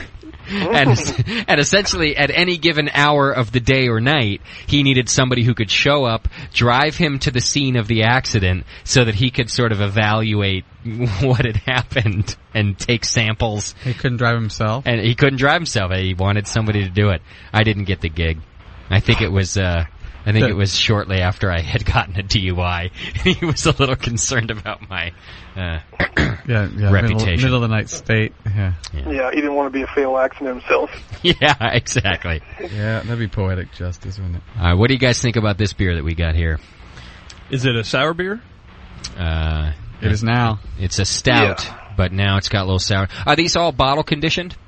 Yeah. Yeah, they are. Okay. So I started out with Toad Spit Stout. I was just going to make that plain, and then I was talking to my friend and told him that I was thinking about making the Cherry Fever Stout, but I couldn't find the cherries. So he found these things in his front yard that looked like cherries, and we tried them, ate them, didn't get sick, so we threw them in there. And now we're trying them. That, by the way, is homebrewing at its best, my friend. We found them, tried them, we didn't die. So, put them in the beer. Although my left eye is falling out. No, I've had 40-plus bottles of this, so you'll be fine. Okay. So, do you still not know what the fruit was that you added to this? It's some wild cherry. Just some kind of wild cherry. Okay. So, I was going to say sweetness. You guys were thinking infection sourness. Right off the bat, that sourness? Oh, yeah. Even now that you know there's some fruity stuff in there, you still say sour infection. It was a shitload. I mean, it was like probably close to 9 pounds of these cherries. So that's where I thought the sourness was coming from. I made probably my second or third or fourth beer was a cherry beer. Okay. And I was surprised at how sour that was too. Okay. 5-gallon batch? Yeah. Okay. I mean, I get the sour from the fruit sour, but there's a different underlying. There's a cidery flavor to it. Okay. Did you add any sour? Yeah. Did you add any sugar or anything to it? What do you mean, like? Yeah, just like corn sugar. Oh yeah, like for bottling. No, I was thinking maybe just to boost the alcohol because it's got that cidery kind of flavor to it. No, not that I remember. No. Just a bottling. Is this your first beer right here, Mason? This is my 4th batch overall. Okay, so this was after the triple. I tell you, just pull off all those labels on your bottles, man. Yeah. It was why? I wash them out as soon as I drink them. Yeah. And then I have one of those bottle washers and hit them with super hot water. Then I use Star Sand and hang them on my bottle tree, so I just didn't have any reason to pull the label. Yeah. And you know what, man? 9 out of 10 times you might not have a reason to pull them. But just know, and it's totally up to you, but it is just another place for little bugs to hang out. You know, and you're always trying to decrease the chances of bugs, whatever it might be, even if it seems anal. No, I'm 100% on top or in favor of, of anal. Definitely, 100% in favor. Yeah. I think contamination is my number one source of paranoia. Yeah. It's usually when people bottle, I see, is that when they mostly get it, because the bottling bucket's open, stuff like that. You gotta look for airborne stuff. Is the dog running through the house? The kids running through the house? All the windows open because it's a hot day? That's when you get into trouble on the bottling day. Yeah. So you can be clean with all the glassware and everything else. It's what the airborne stuff is. Yeah, I would say pull apart your bottling bucket spigot and your bottling wand and take all the labels off. I mean, because when Chad brought them out, they had 2 labels on. I said, I'll bet you guys $20 these are infected. Just by seeing because they had the labels on it, and it's a pretty good sign that you have to pay attention to every little detail, like Justin was saying, and that's just one detail that is obvious right from the get-go that didn't happen. I mean, and I'm not saying that you're a horrible brewer. I'm not saying that you should give up. I'm not saying any of that. I'm just saying, maybe, but jerk. It's just one extra thing, man, that you can do, and it doesn't take a whole lot of time. Yeah. Well, I like what you said about what Justice JP said about the spigot on the bottling bucket. I remember when I was using the bottling bucket, I decided to take it apart and just like green crappy stuff. And I'm looking through that semi-clear plastic, and I couldn't see anything. Yeah. When I took it apart, it was like, that's nasty. That's also why I like kegging, is because you just have one giant bottle essentially to deal with. Yeah, that's your keg. But poor Mason, he's bought a shitload of stuff in the last couple batches. That's true. And now we're saying, maybe you should keg. No. That's going to happen for a little while. That's another couple $100. And that would be the wrong reason to keg too, is because you can't keep your bottles clean. You don't definitely. No, definitely. I want to get the bottling down first. Yeah. But I think recipe is good, Doc. I agree with Doc on his on your triple. I thought your recipe was great. That's surprising. I think you're on the right track, actually, and I've had a lot worse, namely mine. You've made a lot worse. Yeah, exactly. Namely my beer. And you don't even bottle. I would drink this one, even though this has a little sour thing happening. I'll tell you what, if Mason was here and he had another bottle of it, dude, I'd drink it. I think it's all right. It's not bad with the cherries. I mean, you could definitely... Exactly. If this was just a stout and it had the sour thing happening, I wouldn't say that. Even I wouldn't drink it then. But the cherry thing makes it a little... Especially that you don't even know where the hell they came from. You found them on your front lawn. I love that. The red berries. Don't eat the red berries. Yeah, that actually is very cool. That's probably how hops were first thrown in there. Hey, what's that thing? Yeah, it smells good. Check out. Let's put it in my beer, see if I die. Yeah. I don't know, it doesn't smoke as good as the other one that looks like it, so why don't we put it in beer? I think that's how hops came about. Keep it up, Mason. You're on the right track, dude. Just little quality control. Like we said, the fermentation control is going to change everything for you. And then watch it where you're bottling. Yeah, keep paying attention to that sanitation. Okay. If you married? No. You're not. You got roommates? No. No. Well, then can't blame it on anybody else. Then. Yeah, that's right. Yeah. Then make sure no one's stirring up that vacuum or anything else at your disgusting bachelor pad. Any imaginary friends? Exactly. On bottling day, keep everything nice and clean. And yes. All right. Well, I'll just go and reevaluate my process. And I didn't understand why. I didn't think that anything was touching. Any part of the label, like any solution was going to be in contact with the outside of the bottle that was going to weasel its way back into the bottle after I'd already bottled it. Well, it could also, your hand, you're touching the bottles and you're touching the bottle caps. I was using rubber gloves and I was sterilizing the caps in ethanol. So. Look, Mason, you did it, okay? Jesus! No, it man. wasn't my fault. Like I said, you know what? 9 times out of 10, you're probably absolutely right, and the bottle's going to be clean. You just want to stack the deck in your favor, and that's just one of the things we notice. So you're probably right, man. It's probably mostly clean, keeping the labels on, or spend some money on a case of bottles, or just you could buy the. You're spending so much money on other shit, and you seem to be recycling the bottles pretty well. You're keeping these. And sometimes it's a bear to get these labels off. Yeah. Just buy a case or two or whatever of these bottles and go from there. And you just recycle those. You won't have to keep buying the bottles. Yeah. And by the way, I recommend to everybody who's bottling, I really recommend 22 ounce bottles. Oh yeah, go to the Bombers because it's half the work. And let's face it, every time you crack a homebrew, you're going to be drinking 22 ounces anyway. It's not as if you're stopping with that 12-ounce bottle that you opened.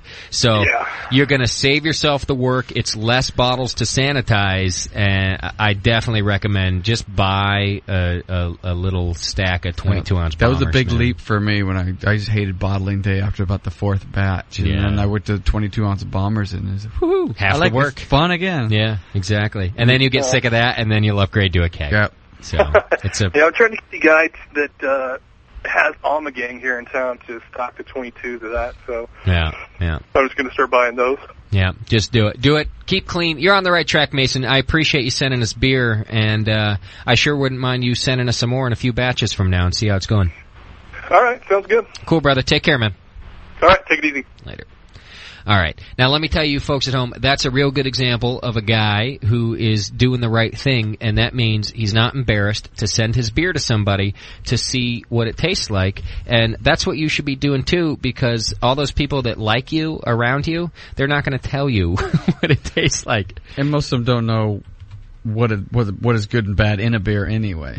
Yeah. So whether it be a competition or a show like this or anything else, you at different points in time want to send your beer to somebody who's going to be honest with you. And that's really all I mean. It doesn't have to be us, but just send it to somebody who's entirely objective and has nothing to lose in telling you what's happening, and your beer will improve from it. And you shouldn't be afraid to do it. Like Doc always says about his homebrew club, he sees all these people show up every week, and he's never seen beer from the majority of them. And it's because they're nervous about bringing their beer there. Yeah. Me, I'm like, hey, take my beer, and please tell me what's wrong with it, because I don't want to keep making shitty beer.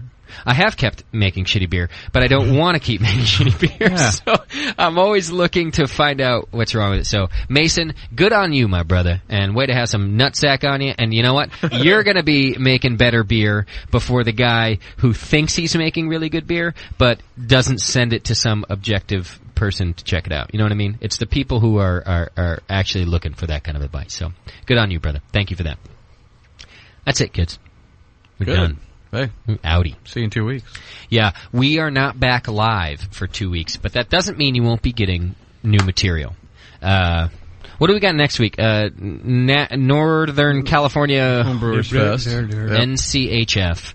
That's where we're going to be. Usually we actually come home from NCHF and do a live show, but it is But we're not really alive. Yes. It's notoriously for the last 2 years. Yep. Or has it been 3? 2. 2 years. It's been our most hungover day of the year and our most hungover show of the year. Right. And the show sucks because of it.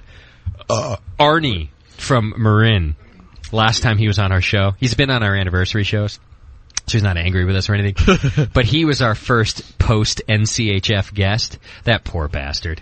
I mean, I answered the door, fucking just a mess. So we've decided this year not to keep rehashing our same mistakes. What I think we're going to do, and assuming everything works out at the NCHF, we're going to record a show live from NCHF on Saturday, because there's a lot of good brewers that hang out there. Not just home brewers, but they invite pros up to speak. So we'll try to get everybody involved. We'll do a couple of hours worth of programming. We'll come home on Sunday. I'll play that for you for next week's show. So you can look forward to that. And then the following week, of course, we're at the Great American Beer Festival. You can tune in live Thursday. Will all of you coughing and sneezing fucking retards in here go do something with yourselves? Yeah, Chad, I hold it in. So what's everybody bothering wants you, the noise or the germs? Everything, all of it. And where's my sanitizer, for heaven's sake? I want my sanitizer. To wipe it on my face. Where's my That sanitizer? 5-gallon pump bottle of it. Damn it. Great American Beer Festival. Live shows Thursday night, Friday night, Saturday day, and Saturday night. So a bunch of live programming, and then I'll replay all of that stuff during the Sunday session. I think. I'm hoping to do that for you guys. It's going to depend on my setup at the hotel room, so that you guys still have new material coming in, even though we're not here live. Okay? Yeah, sure. Is that it? Yes. Is everything good? By the way, happy birthday, Film Lab Rat. What do you think of that? It's his birthday today. Happy birthday, my brother. Already spending it with us? Nice. Yeah. Is he? He's in there hanging out with us? Yeah, must not have a lot of friends. Why you gotta piss on everybody? Because it's funny. That's why. Because he has no friends. Yeah. I just have none friends. What else do I have here? Okay, books, podcast, shirts available in the store. Buy them, please. Thank you. That's Jamil's book. Oh, somebody asked me, what is this? Jamil will be signing his book at the GABF, but we won't get our copies until November. Why the delay? Oh, that's because the Brewers Association, who puts on the GABF, sorted themselves out with copies of the book. Like, they get them first. They're the publisher. I mean, that's just the way it works. They get the books first, and then they'll send them out to all of us. So our book order is in, and you guys should know that, by the way. It's a limited book order. So you should, if you want a signed copy and you're not going to the GABF to get your own, you gotta order it from us, because it's the only other place you can get it right now, and we have a limited amount on order. Go to the store right now and buy it. That's Brewing Classic Styles by Jamil Zainasheff, John Palmer. Yeah, and the reason we won't have them by GABF is just because they won't have sent them to us by then yet. So they will ship in November. I promise you, we're going to get them as soon as we get them. Jamil's going to start signing, and I will be shipping them ASAP. It is at the top of our priority list because we know how important that book is to everybody. So we'll be getting it out there. Buy Brew Your Own magazine through our website because it helps us, and it's a good magazine. What else do I have here? Am I missing anything, Doc? Just say goodbye to me. Oh, I will. Give me a second. Click those ads on our site that are free ads. They rhyme with frugal, and it doesn't cost you anything, and you can click them to your heart's desire. But don't be frugal. That helps us. And last and certainly not least, visit our sponsors and, patronize our sponsors too. These people, let me tell you, this is a new medium that we're doing here, and these are the pioneers. These are the people who realize that you out there listening are powerful and that you mean something, and that putting a message on a program like this means something to them and means something to you. So these guys are cool, man. They are going out there on a limb and they're taking a chance, and believe me, they're getting a response out of it, and that's because you guys are going out there and visiting. They're bringing this programming to you, and if it weren't for them, you can forget about it. That's it. Forget about it. So check them out, all right? Lots of good sponsors involved in this show now, and hopefully more to come, and you're going to want to help them out because they're helping you out. All right. I think that's it. Doc? Yeah? Goodbye, sir. Oh, thank you. Thanks for thinking about me. Absolutely. As always, it's been a pleasure working with you. Thank you. Thank you, and you too. Thank you. JP? Huh? Right. What? We'll see you all next week.